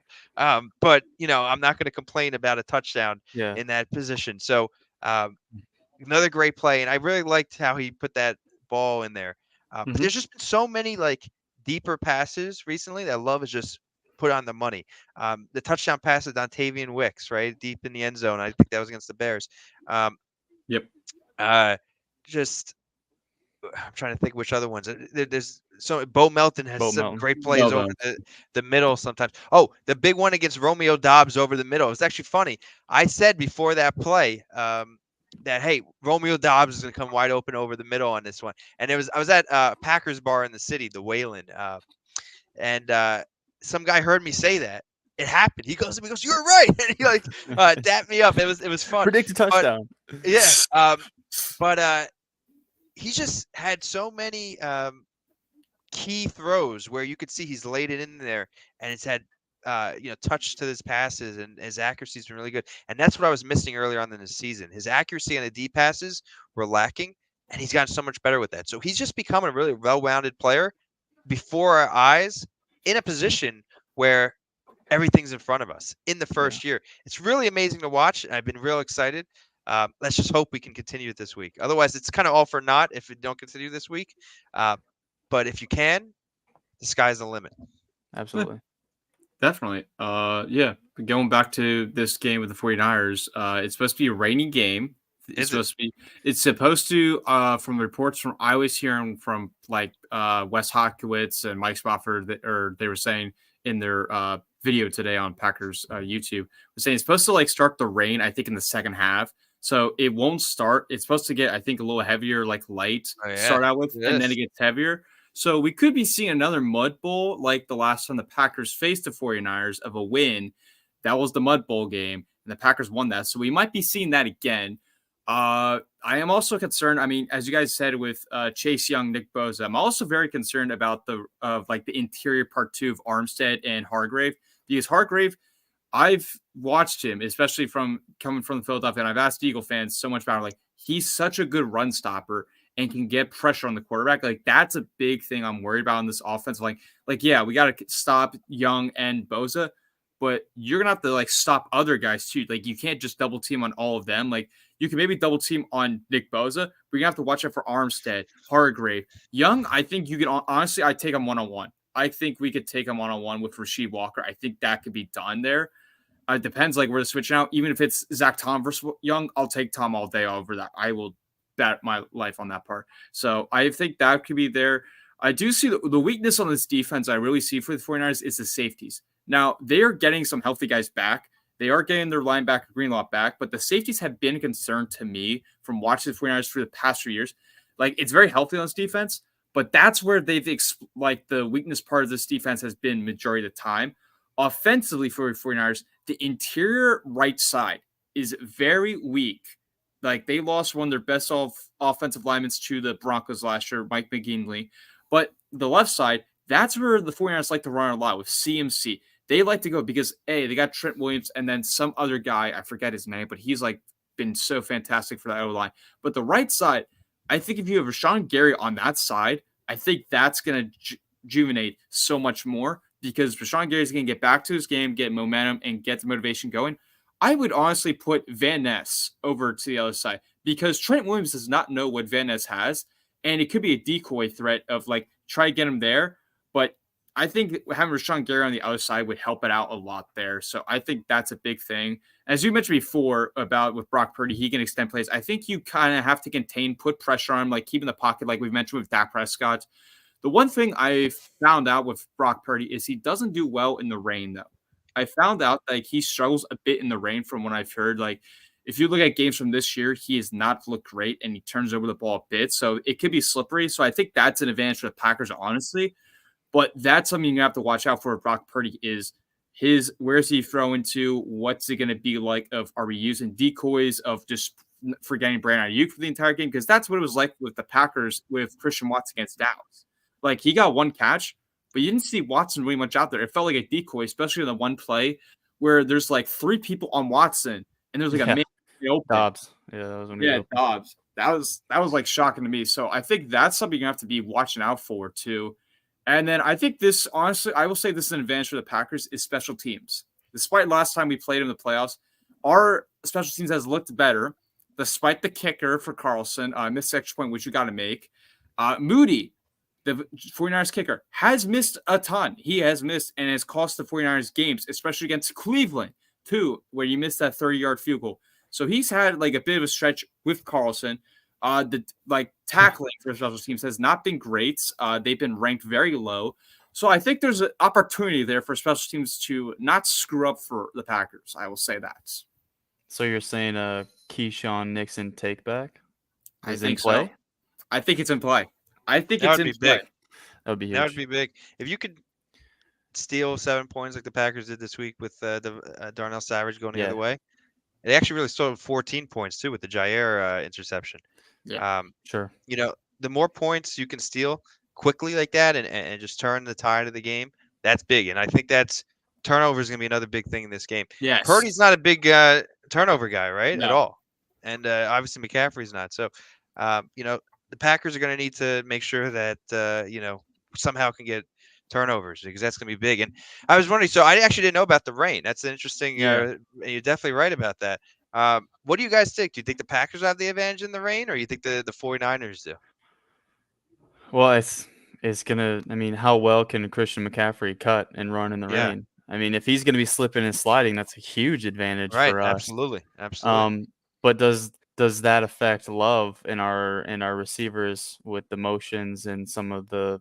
I don't know. I mean, I think it almost hurts both teams in unique in different ways. But if it's going to be a non-factor for their run game, then I think it hurts us more. Right. But maybe sorry, go ahead. No, I'm just saying if you could take the run game out, like you said, that's the big advantage I think that the 49ers have. McCaffrey. Not necessarily versus Jones, but I think you probably lose Jones on the Packers side just as much as you lose McCaffrey there. But McCaffrey is such a big boost to their offense and can completely destroy the game with Shanahan just going. Remember that game against the 49ers in the playoffs where they ran every single time with Raheem Mostert? Remember that? Gosh. I mean, if that happens again, this game's going to be a long game like that one. Yeah. So, agree. If you can stop the rain, can stop that. I think that's a win for the Packers. Yeah. The one thing I think I think the pass rush is going to go up though too. I think the pass rush is going to become even more dangerous than in the other way, which is a win for the 49ers. So maybe you get improve here with the rain, but you get hurt here. So I don't really think it's going to be a big impact on the game in terms of swinging it for one team and the other. Probably it's going to be the same. But it could just change the aspect of the game, make it less rush and more of a defensive game, obviously. So wasn't it against the Bears where they had that rainy mudslide game and the Bears won? Was it last year? Was that? I'm trying to remember, but I know that obviously I think it was the Bears Niners at Soldier Field, and it was like rainy and Justin Fields. Yep. Because Soldier Field is terrible for that too. Yes. The drainage is garbage. Although I think they changed something this year that made it a little bit better. But obviously last year that didn't help. So But yeah, if that's the Niners, then maybe it does help us a little bit. Who knows? yeah. So that's going to be an interesting, wrinkle to this game is that it's going to be a bad weather game. So whether it be before the game, during the game, or after, it's still going to be wet on the field. So it's interesting. Yeah, definitely. I think I think it's going to be a big factor for both sides. It's just going to depend who's going to take advantage, and the turnovers. I think it's going to be crucial in this game. Like last week, of you got to win the turnover battle. If you do not I read a statistic on Twitter I saw was when the Niners force turnovers or don't turn the ball, they win almost all their games. But when they give up I believe 2 turnovers, I think it is, they're 50-50 of wins, losses. And then if they don't get I think 2 or 3 takeaways, I think they're they have no or maybe 1 win and lose almost every game, I believe, if I'm correct. So I saw that. Yeah, I think Zach Cruz or someone, a reporter, posted something like that. Yeah, so I say this all the time, every week on our pod. It's the takeaway, the turnover battle is the biggest thing you could do. And we, like I said earlier, we've been spoiled with Aaron Rodgers, who's been so good at taking care of the ball. And it feels like Jordan Love has been doing his best impression of that since week 11, So I have good, but I think the other thing is the Bear, when we played the Bears, they were the hottest defense in takeaways with 22 interceptions in the league, and I think the 49ers are right there behind them. They are. So if Jordan Love does what he does, and he's been taking care of the ball very well, and then I think it's up to our defense to try and take the ball away, and then I don't lose any faith in our offense to capitalize on those points like I have in years past. It's just I think we're rolling.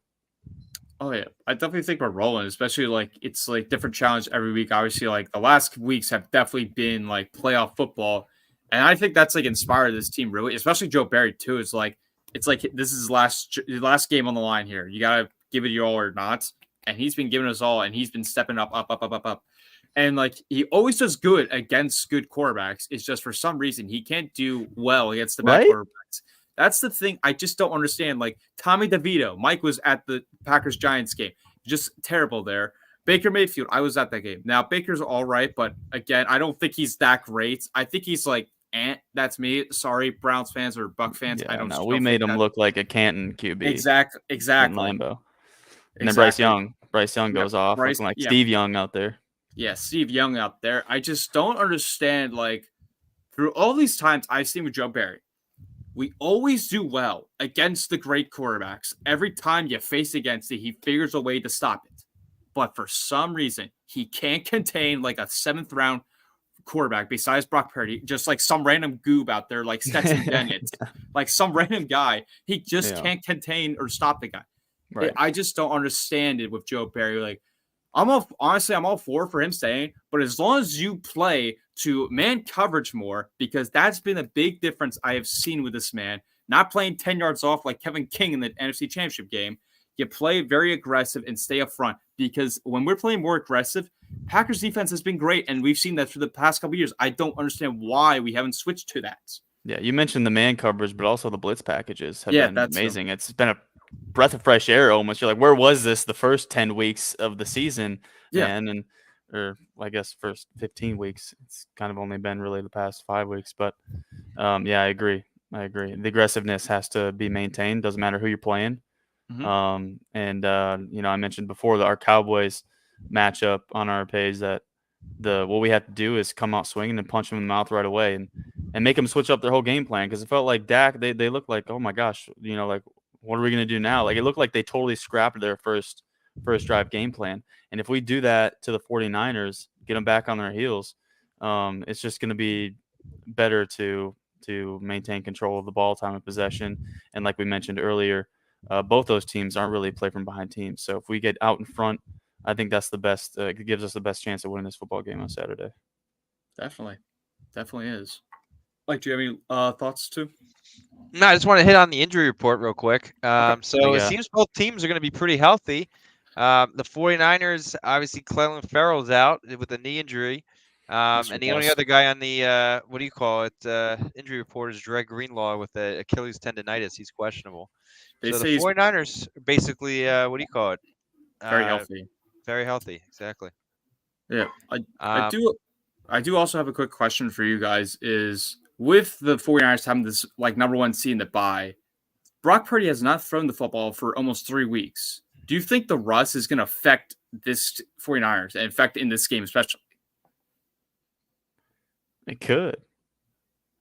I don't know if this part of the season, I feel like I've seen it happen to us a couple times when we get the wild card bye when we were, in those years when we dominated. And then it kind of felt like maybe Aaron Rodgers and co kind of got a little too comfortable. I don't know if Brock does what Brock does, I don't think it will. I don't think he will, but maybe it's like the well-oiled machine needs to oil up a little bit more because it sat for a little bit. But I think if it does happen, it might just be like the first quarter or half, and that's when we got to punch them in the mouth. Yeah, absolutely. So, before they figure their stuff out. Yeah, exactly. Mike, you're back to news reports. Yeah, and I was just gonna say the Packers obviously have the big thing here. Whelan has an illness, but LaFleur says he'll be good. But he's gonna be good. We'll find out on tomorrow actually if they sign a punter. But hopefully he's good to go. The backup is gonna be Carlson. He will be the guy if Whelan can't go. No, they're gonna have to sign somebody. No, they said that. They said the emergency guy would be Carlson, is what they said in the press conference today. They're not going to sign somebody else when they could? I guess not, but that's what they said from LaFleur's press conference I saw today. I was like, why are we having Carlson? Like Mason Crosby punt? Exactly. I read what you mean. I don't think they're worried about it then. Just in case Anders misses his first field goal, then we could be like, all right, Mason. Exactly. The last time a punter was not going to play, anyone remember this? A punter was on the was a bubble nut. That was the guy that was on the Bills, right? It was what's his name? Not for us. No, it was for us actually. His wife was having a baby, right? And they didn't know if he was going to have to go home to be there for the baby, so they signed somebody for the day, right? And then they found out the baby wasn't coming till like 2 days after the game, and they like cut him right before it. I forget what that was a few years ago. Is it Pat O'Donnell, Corey Bojorquez? I think it was Corey Bojorquez. J.K. Scott. Yeah, J.K. Scott. Oh, it was J.K. Scott, right? Was it J.K.? I think it might have been. Birth. The pubescent looking 25-year-old. I'm pretty sure it's J.K. Scott. Yeah. I think it probably was J.K. Right, Scott. exactly. It was in 2018. Here's a J.K. Scott made it back to witness birth of his son. Yeah, that's totally it. So they hired somebody else from, I think that was on the Chargers like earlier in the season, and they brought him on and they didn't need him and they cut him. But I would assume that they do something similar here if Whelan has any chance not to play. But it seems like that's not not a problem. So Whelan hopefully is good to go. McDuffie got hurt in the game against the Cowboys, and he's questionable. Hopefully he can go. Igbari is obviously out. He had the ACL. And then here's the other two questionables. Jair apparently had a better week this week than he did last week, so hopefully he's good to go. Although he did not participate in Wednesday and Thursday, Wednesday just being a walkthrough. Okay. A.J. Dillon, though, he's the other questionable with the thumb and neck injury.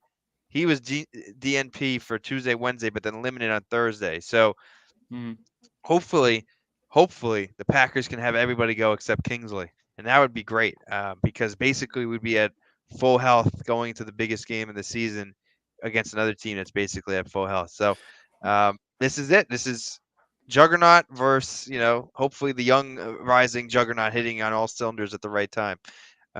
And this should be a really good game on Saturday night. So I'm excited. For it.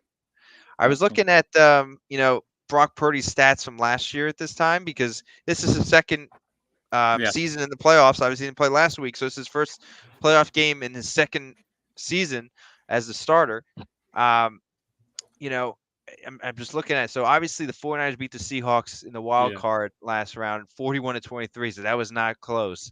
Purdy had an okay game. He was 18 for 30, 332 yards. So yardage very good.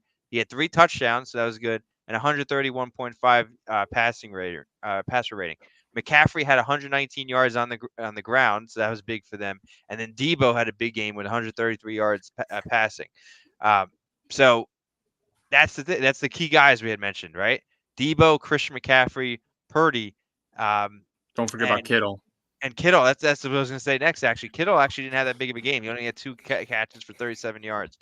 Now going to the next game after that against Dallas, it was a low-score game, actually. It was 19-12.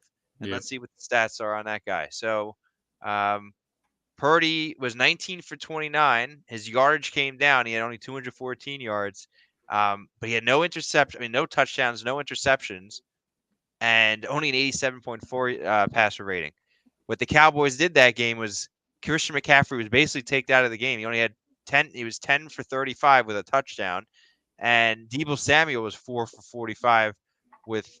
There were no touchdowns receiving. Obviously, Kittle had a bigger game than 5 for 95. So here's what I would do. I would be looking at this Cowboys-49ers game. What did the Cowboys do last year to shut down the 49ers at home in San Francisco? That for some reason they just couldn't score on their end. That's the only reason they lost. But usually if you hold a team to 19, you should be winning that game. But what did the Cowboys, what was their defensive game plan that we can emulate? And then obviously week in the championship game, that's not a great that's not great example because he got hurt, right? Yeah. So it's not a great example. So you really can't go off of that one. But that Cowboys game, I think that's the key here. I would be watching that all week. Hopefully they have been, because if we can emulate what the Cowboys did on defense, not on offense, because they only put up 12 points themselves. That's why they lost. But if you can emulate what they did on defense in the divisional playoff, I mean, it's literally 1 year to the next, and do the same thing. That's great tape to follow with Purdy as the quarterback. So hopefully we have a game like the Dallas game and not the Seattle game last year where the 49ers run pretty handedly. So we'll see. But Purdy's basically 2-0 in the playoffs with a game that's kind of doesn't count because he got hurt. I mean, it also goes to show you that you've looked through when you see this 49ers team, majority of their wins have been blowouts. But when it's been close games, they are losing them. It's like if you can keep the game close, then you have a legitimate shot, because the 49ers just blow out their opponents usually by like the third, fourth quarter, by close even before like the game's over. If you can keep it, keep it close, keep that bumper zone close as you can, you have a shot. I think the Packers can keep that by, as you mentioned before, Brett, of you got to take the ball first, punch them right in the gut and punch their face. You got to take advantage of that to set the momentum and set the tone. Yeah, make them deviate from their game plan. Because when they have their game plan and their game plan's working, that's when they blow them out. So if, surprise them on defense, or, if Joe comes out with a coverage that they weren't expecting, or a game plan that they weren't expecting, it might force them to make some adjustments. And those adjustments, I think, is what kills them in some of those close games, or when they have to play from behind, especially. Definitely. Agree. If you look at the 49ers schedule, they did not, they won some games by a lot, but they did not have a great schedule by any means. It's like the Cowboys too. Yeah, totally. They beat Pittsburgh, the Rams, the Giants, Cardinals. Dallas was a big win. They won 42-10, but you just saw we blew out Dallas. So then they lost to Cleveland. They beat the Eagles. Agree, but they lost to Cleveland. They lost to Minnesota. Lost to Cincinnati. And that was Cleveland before Flacco, right? Yeah. Not great teams. Right. Jacksonville, they won, but Jacksonville had a great season. Tampa Bay, that's the only playoff team right now that's still in it of all these teams, right? Tampa Bay's the only one that's still in it, and it's probably the worst playoff team, in my opinion, that's still in it. Seattle, Philly, who just lost, right? Seattle, Arizona, and then they had a big loss to Baltimore, the best team on their schedule. They lost to pretty handedly, too. They lost 33-19. Then they beat Washington, and then they had the game where they sat everybody against the Rams. So the 49ers have not had a great season because they beat really quality teams. they've had a pretty easy schedule. Now the Packers have an easy schedule too. Don't get me wrong. And the 49ers can only play who's on their schedule. So let's not get ahead of ourselves. But what I'm saying is they had a week off. There is an opportunity for rust. They do have a young quarterback who has limited experience in the playoffs, so obviously the Packers do too. The weather is going to be off. This game is not cut and dry. Count the Packers out, and a lot of the talking heads on ESPN, on Fox Sports, all these guys, a lot of them are counting the Packers out. I was listening to Emmanuel Acho today, and he was basically saying that pack up the bus, and I actually like Emmanuel Acho. I'm He's not a kind big of a fan. funny guy. You're not a fan? He's all right. Whatever. He gets too emotional sometimes in his takes. I get it. And I'm Yeah, like, yeah. Exactly. Yeah, no, I totally Anyway, agree. sorry. The only reason I know him is because he was on the what do you call it, The Bachelor for a little bit. Was he? I think so. I think he was he that's took funny. over for when they kicked off what's his name, the Chris guy. But they didn't keep him on for long. But I don't hate him. But the thing is he was completely counting us out. I totally disagree. You can't. First of all, it's the playoffs, right? Once you get to the dance, you never know. You're there. Yeah. You can make things happen. But here's the other reason why I'm feeling not too bad about this game. Although we're outmatched on playoffs, I'm going to shout out my dad here. My dad goes, it's the law of averages sometimes. And what's funny is he's usually pretty negative when it comes to the Packers. But sometimes, like, if you keep losing to a team in the playoffs 5 times in a row, eventually you're going to win, right? Like, it's like flipping a coin. I could flip a coin 100 times. Each time, it doesn't matter, right, what it was the time before. But what's the chances that I do it like 6 times, 7 times, right? It's all heads. Technically, each time it's 50-50, right? But at a certain point, it's going to change, right? Like, it can't just continuously be the same one. So the law of averages, I think, we got to regress back to the mean at some point, and we got to get a win. This might be our shot. Yeah, this is the 6th time we put C on our Scantron test, and it might be the right answer. Right. So hopefully, the Packers get this win. But yeah, I'm excited. Either way, this is a game that we did not. If you looked at us 3 weeks ago, right, we would not be thinking we're in this position. Nope. When we first talked about it, because we planned this, what do you call it? You coming on the show like 3 weeks ago at this point, right?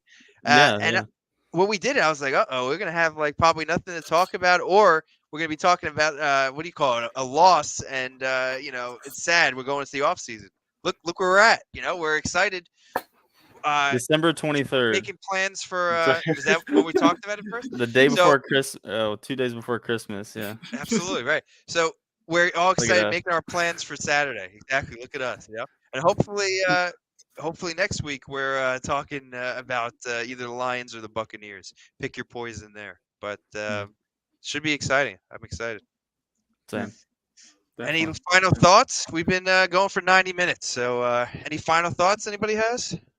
Do we want to go through the comments real quick, Mike? Oh, yeah. If we have comments, absolutely. Let's do that. First one. Mike, Max Hunter. Showtime equals Cowboy Killer. Go Pack, go, fellas. That's our Max. That's my Max. PD. That's PD Max. There he is. There we go. Absolutely. That's the thing with Aaron Jones. His best games, for some reason, always against the Cowboys. And going home to El Paso, he had a lot of apparently like 20 tickets that what do you call it, that he had for fans in the stadium. I think he brings up another notch when he goes back home to Dallas, and hopefully he brings that into this divisional round matchup. So exciting. Exactly. Next comment. Parachamp, what's your favorite Packers memory? Could be a game, meeting a player, and hanging out with fans. Let's start with our guest. Yeah. Brett, what do you think? Oh man. So do you guys remember it was 20 Man, I'm blanking on the year. It was one of the first Acme jersey games where Donald Driver had that big touchdown where he broke 6 tackles. It was against the 49ers. Yeah, I know exactly. I think Lovie Smith was, or I can't remember who was the coach Harbaugh? in the quarterback. No, it was before him. So I think it was 2011 or 2012 or something. I was at that game. Okay. And when I tell you the eruption at Lambeau shook. Like, I think it reset my heart. It was crazy when he like broke the first tackle. I was like, broke the second and the third and the fourth, and it was like, holy crap, he's gonna get in the end zone. It was the loudest I've ever heard Lambeau. I'll always remember that moment. And just being there in that moment was one of my greatest memories for sure. Nice. Mike, do you want to go next? Yeah, I'll go next. And obviously, Pear didn't put this caveat, but I don't think the Super Bowl can count for this because it just can't count. Yeah. But so yeah, I always say this on the show. Although I do have a nice number 2 now. Not number 2, but it's in the top 5 of going to that Saints game this year and watching them come back. That was nice. Amazing. Yeah, I was there. But anyway, my favorite Packers memory actually was the Richard Rodgers touchdown and against the Lions, the Hail Mary. I was back in college at my fraternity kind of mixer that we had with one of the sororities, and it was a Thursday night, and I was watching the game at my house.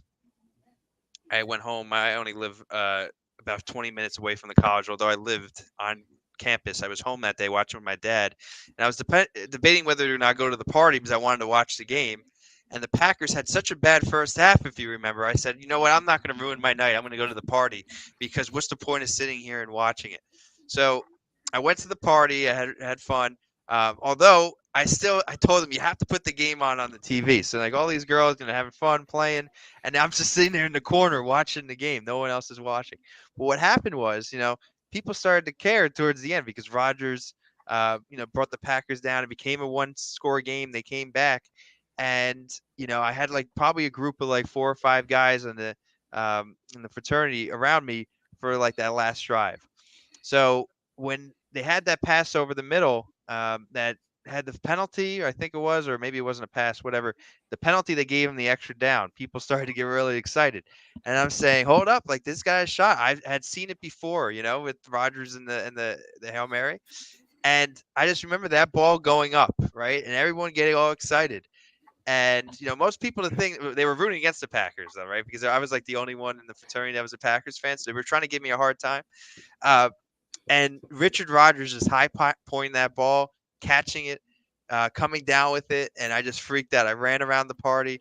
I told you guys, screw you. I ran around that party. It was so fun. It was like it was a packed place, and all these girls must have thought I was nuts. They didn't even know what I was yelling about. But it was fun. That was just a great moment because there's so many people in it, and what's the chances of something like that happening? So that probably is always going to be one of my favorite Packers memories. But yeah, this being in Lambeau for that comeback against the Saints, that was an exciting moment too, and one definitely up there. Mine's is a 2-part one. So I'll start with the first part. First part is I got to meet Leroy Butler going through the alumni tour. But before that, he was supposed to come to the first. Me and my family are going up there. We're already ready for the tour, and he's supposed to come. The tour guy says, yeah, he's running a bit late. He's not going to make the tour. So during that of the tour, so I still went on the tour just to get it. And we were allowed to go on another tour to get a refund back to go to the next tour, which we after the first tour, we went to the second tour and just met with Leroy and just met with him, took a photo with him on the field. But with the first part with the first tour. So we're we're on the field at Lambeau, and the tour guy's distracted by somebody asking him a question. And everyone's like looking elsewhere, and we're right by the Lambeau Leap of where every player jumps. And I said to my dad, hold my phone, put the video on. Let's do this. We're making the Lambeau Leap out here. And literally, no one's looking. I'm like, as soon as my dad gave me the thumbs up, he was good. I made a run for it and jumped up, and I'll show the video. I apologize to Mike on the Twitter there. No, I have it. I think. Do you or no? Maybe not. Sorry. Okay. Sorry, well, apologies. Twitter. But this is to show you folks of what my best thing that ever happened to me as a Packer fan, folks.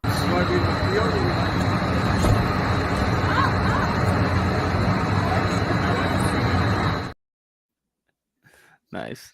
He's lucky he didn't get kicked out of Lambeau for that, banned from Lambeau. Don't do it again. Well, the funny thing was the tour guy heard something, and then he said when Leroy came, he's like, all right, well, before Leroy actually came on the second tour, he says, all right, if anyone does the Lambeau Leap, you're kicked out of the tour and get out of here. So I don't know how you did that. You got it, I was like, Nice. I gotta take advantage because this will be like I will never be able to do this ever in my life again. So I have to attempt it once, and I did it. Did they see you? They didn't see me. They heard. Some people saw me, but the tour guide didn't see me at all. He just like That's did crazy. nothing, I guess. That's So, yeah. funny. That's So, a yeah. great story. Yeah, so that happened, and then the second tour got to meet Leroy, and then we took photos right exactly where he did his Lambeau leap. So that was awesome to do, though. That's awesome. Yeah. All right, let's keep going. All right, we'll get. This is a troll person here. Oh, we got a troll in the chat. All right, I'll take it. Keep trolling, buddy. No, listen. Keep trolling. That's all right. All Hey, right. you know, any good publicity is good publicity. You come in and you want to troll. That's 3 comments we got right there. You know, Exactly. usually we don't have 3 comments the whole stream, so I'll take it, even if it's not nice. It's fine. All right. Butternut squash cards, my good friend. Gonna be $1 on Tuckercraft anytime touchdown. Let's go Pack. That's it. Just $1. If you what's the point? What are you gonna make? Like $2 What's on the it? parlay and Yeah, you're gonna parlay it or something, or bet more on it. Otherwise, what's the Right. point? But, Exactly. I mean, hey, if you want to win, maybe $4, go ahead, have fun. Exactly. put another $1 on a hurdle before it. Yeah. Exactly. All right. Yeah, oh yeah, totally. Pair champ again. The great quarterbacks got more tape on them and more predictable, who are more likely to throw than run. The Packers have always struggled against a running quarterback like Kaepernick, DeVito, and etc. Agree, but although we've had success, though, we've had a success against Fields. You know, Fields has got to get out of the pocket on us. Trying to think of other guys, but we have contained people that Lamar can run. Jackson. We contained it for the most part when we were playing against Baltimore a couple years ago. A couple years ago. Yeah. We forced him to turn over the ball. This was with Joe Barry too. Let's not forget, and especially on Devontae Campbell, where they're attempting to go for the 2-point conversion late in the game. Campbell makes that great tackle, forces him to throw out, and Mark Andrews does not get it because I forget if it was Savage or somebody in the secondary made that, like, tipped it off or like blocked it, and it just didn't happen. So I will say we have contained Lamar Jackson in that process. Definitely Justin Fields. Tommy DeVito cutlets. Well, that didn't happen apparently, but yeah. You know, Lamar Jackson, it's someone that the Niners couldn't contain this year. Mm-hmm. So, and Love, it's almost like he's just like Rodgers. He's even more dangerous if you can extend the play. Exactly. Absolutely. Maybe that's what we're going to see on Saturday. Hopefully. Mm-hmm. And we got one comment on the Twitter, I think. Oh, Twitter. We never get a comment from Twitter. Actually, we got 2. I think.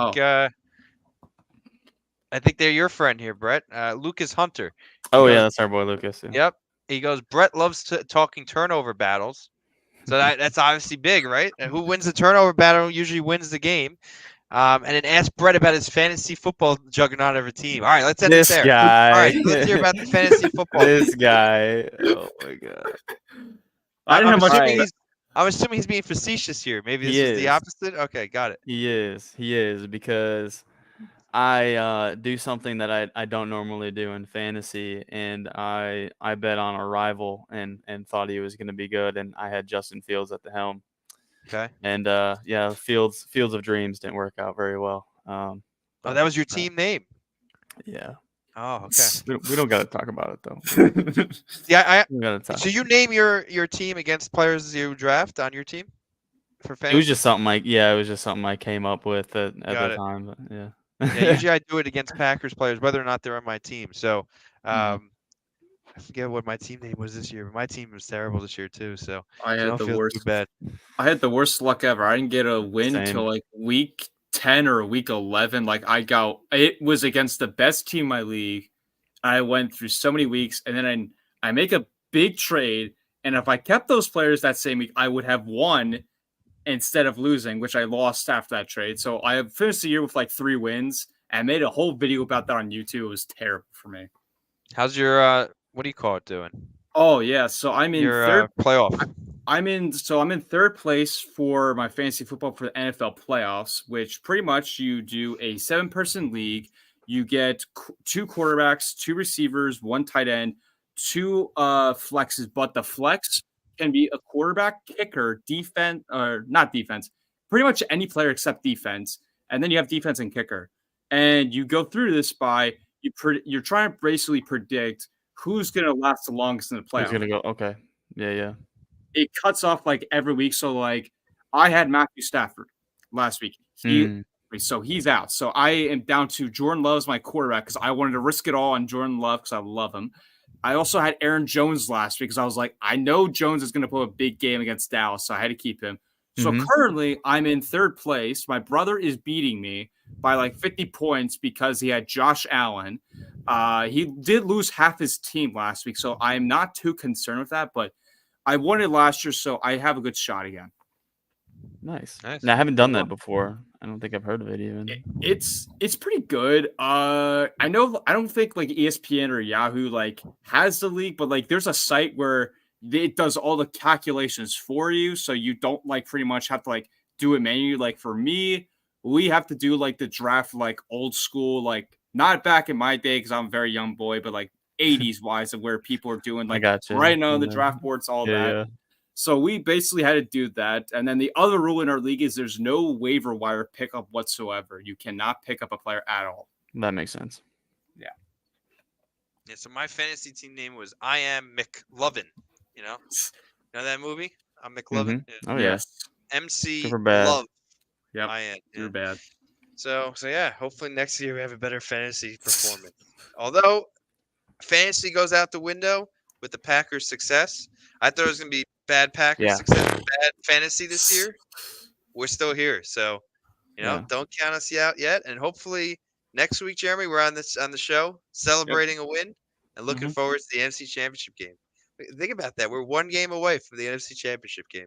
It's crazy. Furthest we've got it with Aaron Rodgers since 2010. And if you get this win, right? If you get this win, Aaron Rodgers not taking us further other than that 1 year. Crazy, right? It's crazy. Absolutely crazy.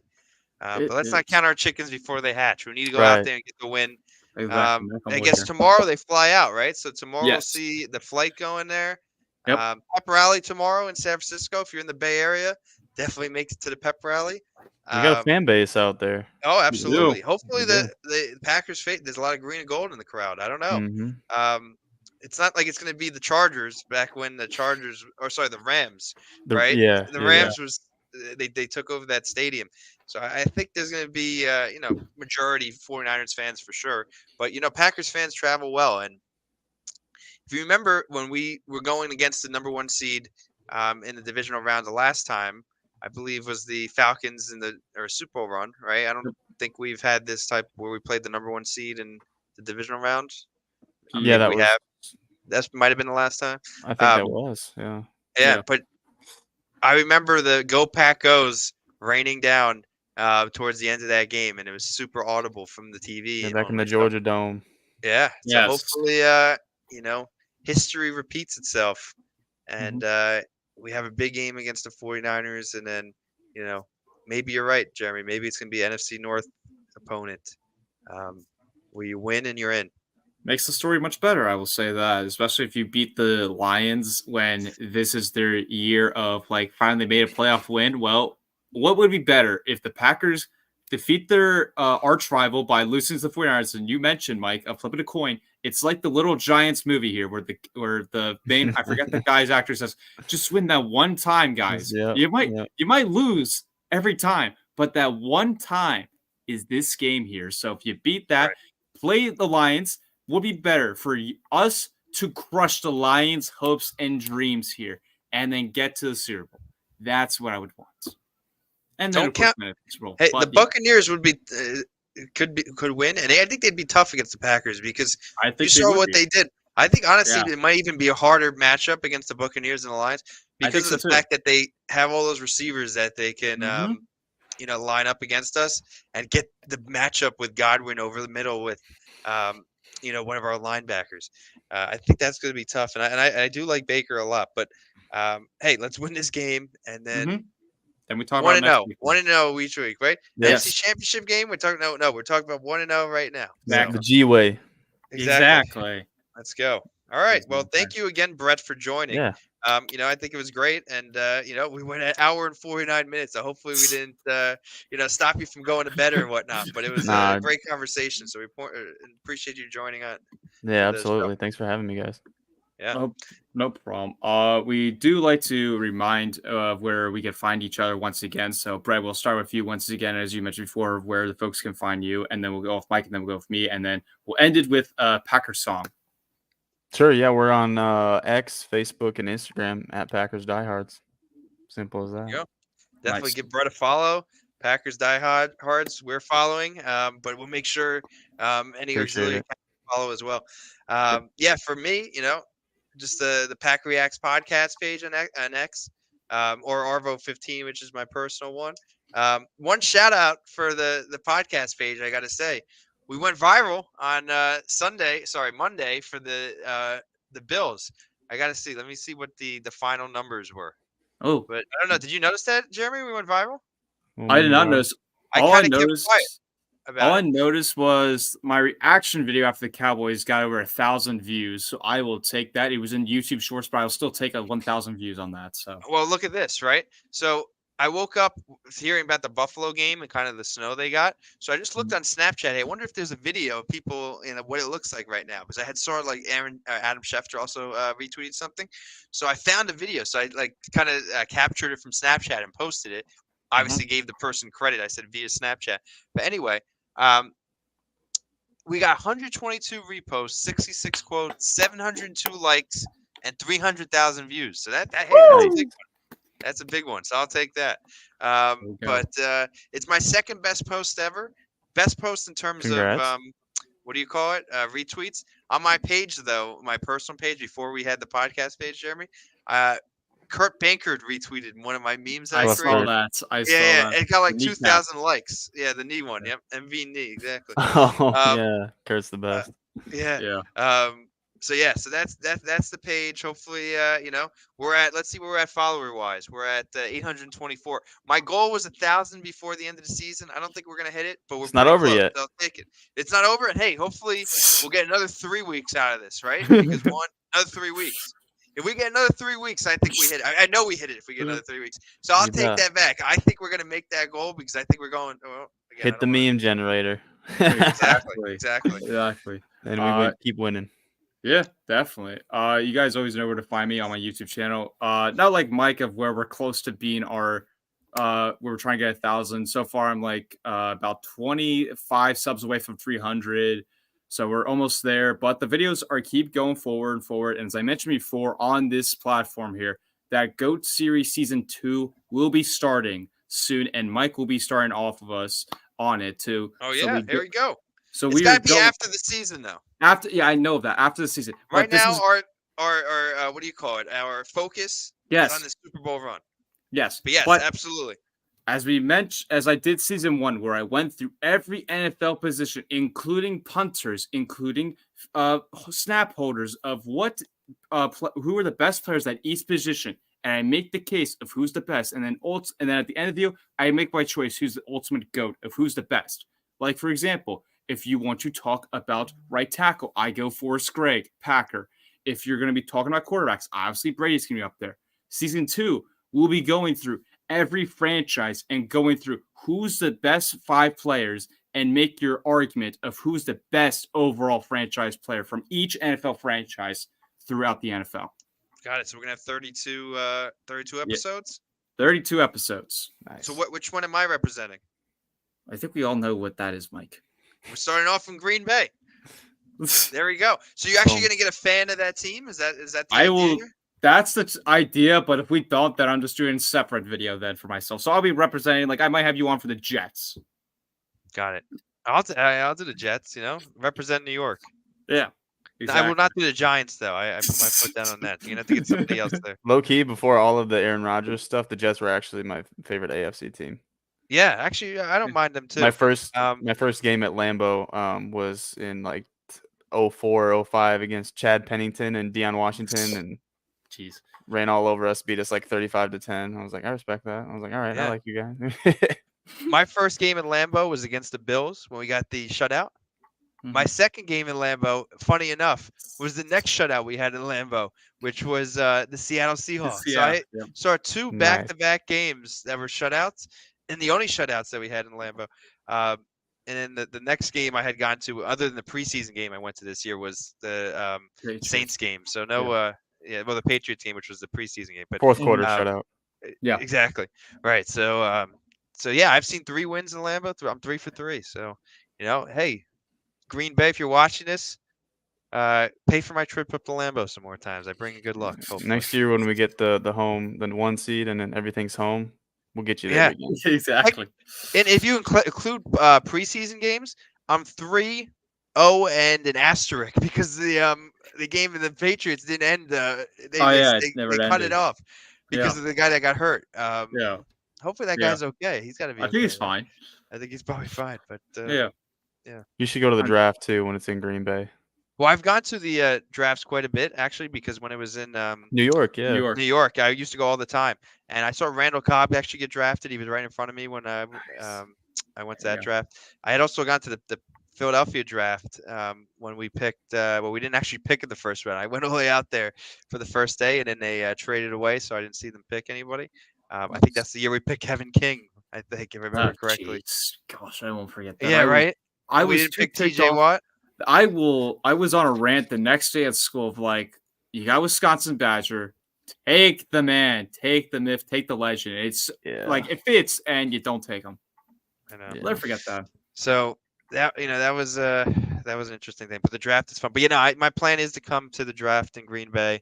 We've already looked at hotel rooms, but it's too far out that you can't get any right now. But in a few months, actually, you can. I should be careful who I say this. People going to get my hotel room, but you usually can book a hotel room like a year out. So what is it, March of 2025? So mark your calendars that or April of 2025. April, yeah. In April, try to get that hotel room booked right away because I'm assuming those rooms are going to go like hot potatoes. If they haven't been booked up already, I'm sure the NFL's taking a lot of them, and that I'm sure they get special treatment. So, but yeah, my plan is to go. So. Yeah, nice. Yeah. I think if I'm correct, I think I'm either 6 or 7. I have 6 or 7 wins, and I've only had 4 losses and 1 tie when I've gone to a Packers game. If I'm correct, There's a tie. Wow, was that the Vikings tie? Vikings. Yeah, that was BS because of the refs. Rigged it there. Jair had the interception, right? Yeah, it would have had the interception, and it was Clay Matthews on. on Kirk. Yes. Yeah. Oh, my and Carlson's brother missed the kick. So goes to show you how relatable it is. But that was just a frustrating day because I'm like, special teams was good for one day I saw in my life in person with Josh Jackson. Josh Jackson makes the punt block and they get the touchdown on it. I was like, where has this been? Where has this been? And I just couldn't celebrate it. All right. So I think that is a wrap. So great again, Brett, for joining. And, hopefully we'll have you on soon in the off season. If not, maybe you get one of your buddies from Packers Diehards to join too. Yeah, for sure. Yeah. And what we are trying to do, we'd love to invite you back for, is we're trying to do a draft kind of special and get some of the guys that have came on, and we'd love to have you guys on for that too. So we'll be in contact, and thanks for joining. And definitely, if you're watching, follow Brett on his personal account and also his Packers Diehard account. It's my personal is just at PD_Brett, kind of like my name shown there. But perfect. Okay. Cool. All right, cool. So usually we end this with obviously the Go Pack Go chant. So it's not on the Twitter side, unfortunately. It's only on the YouTube side. But Jeremy would kick us off here. All right, here we go.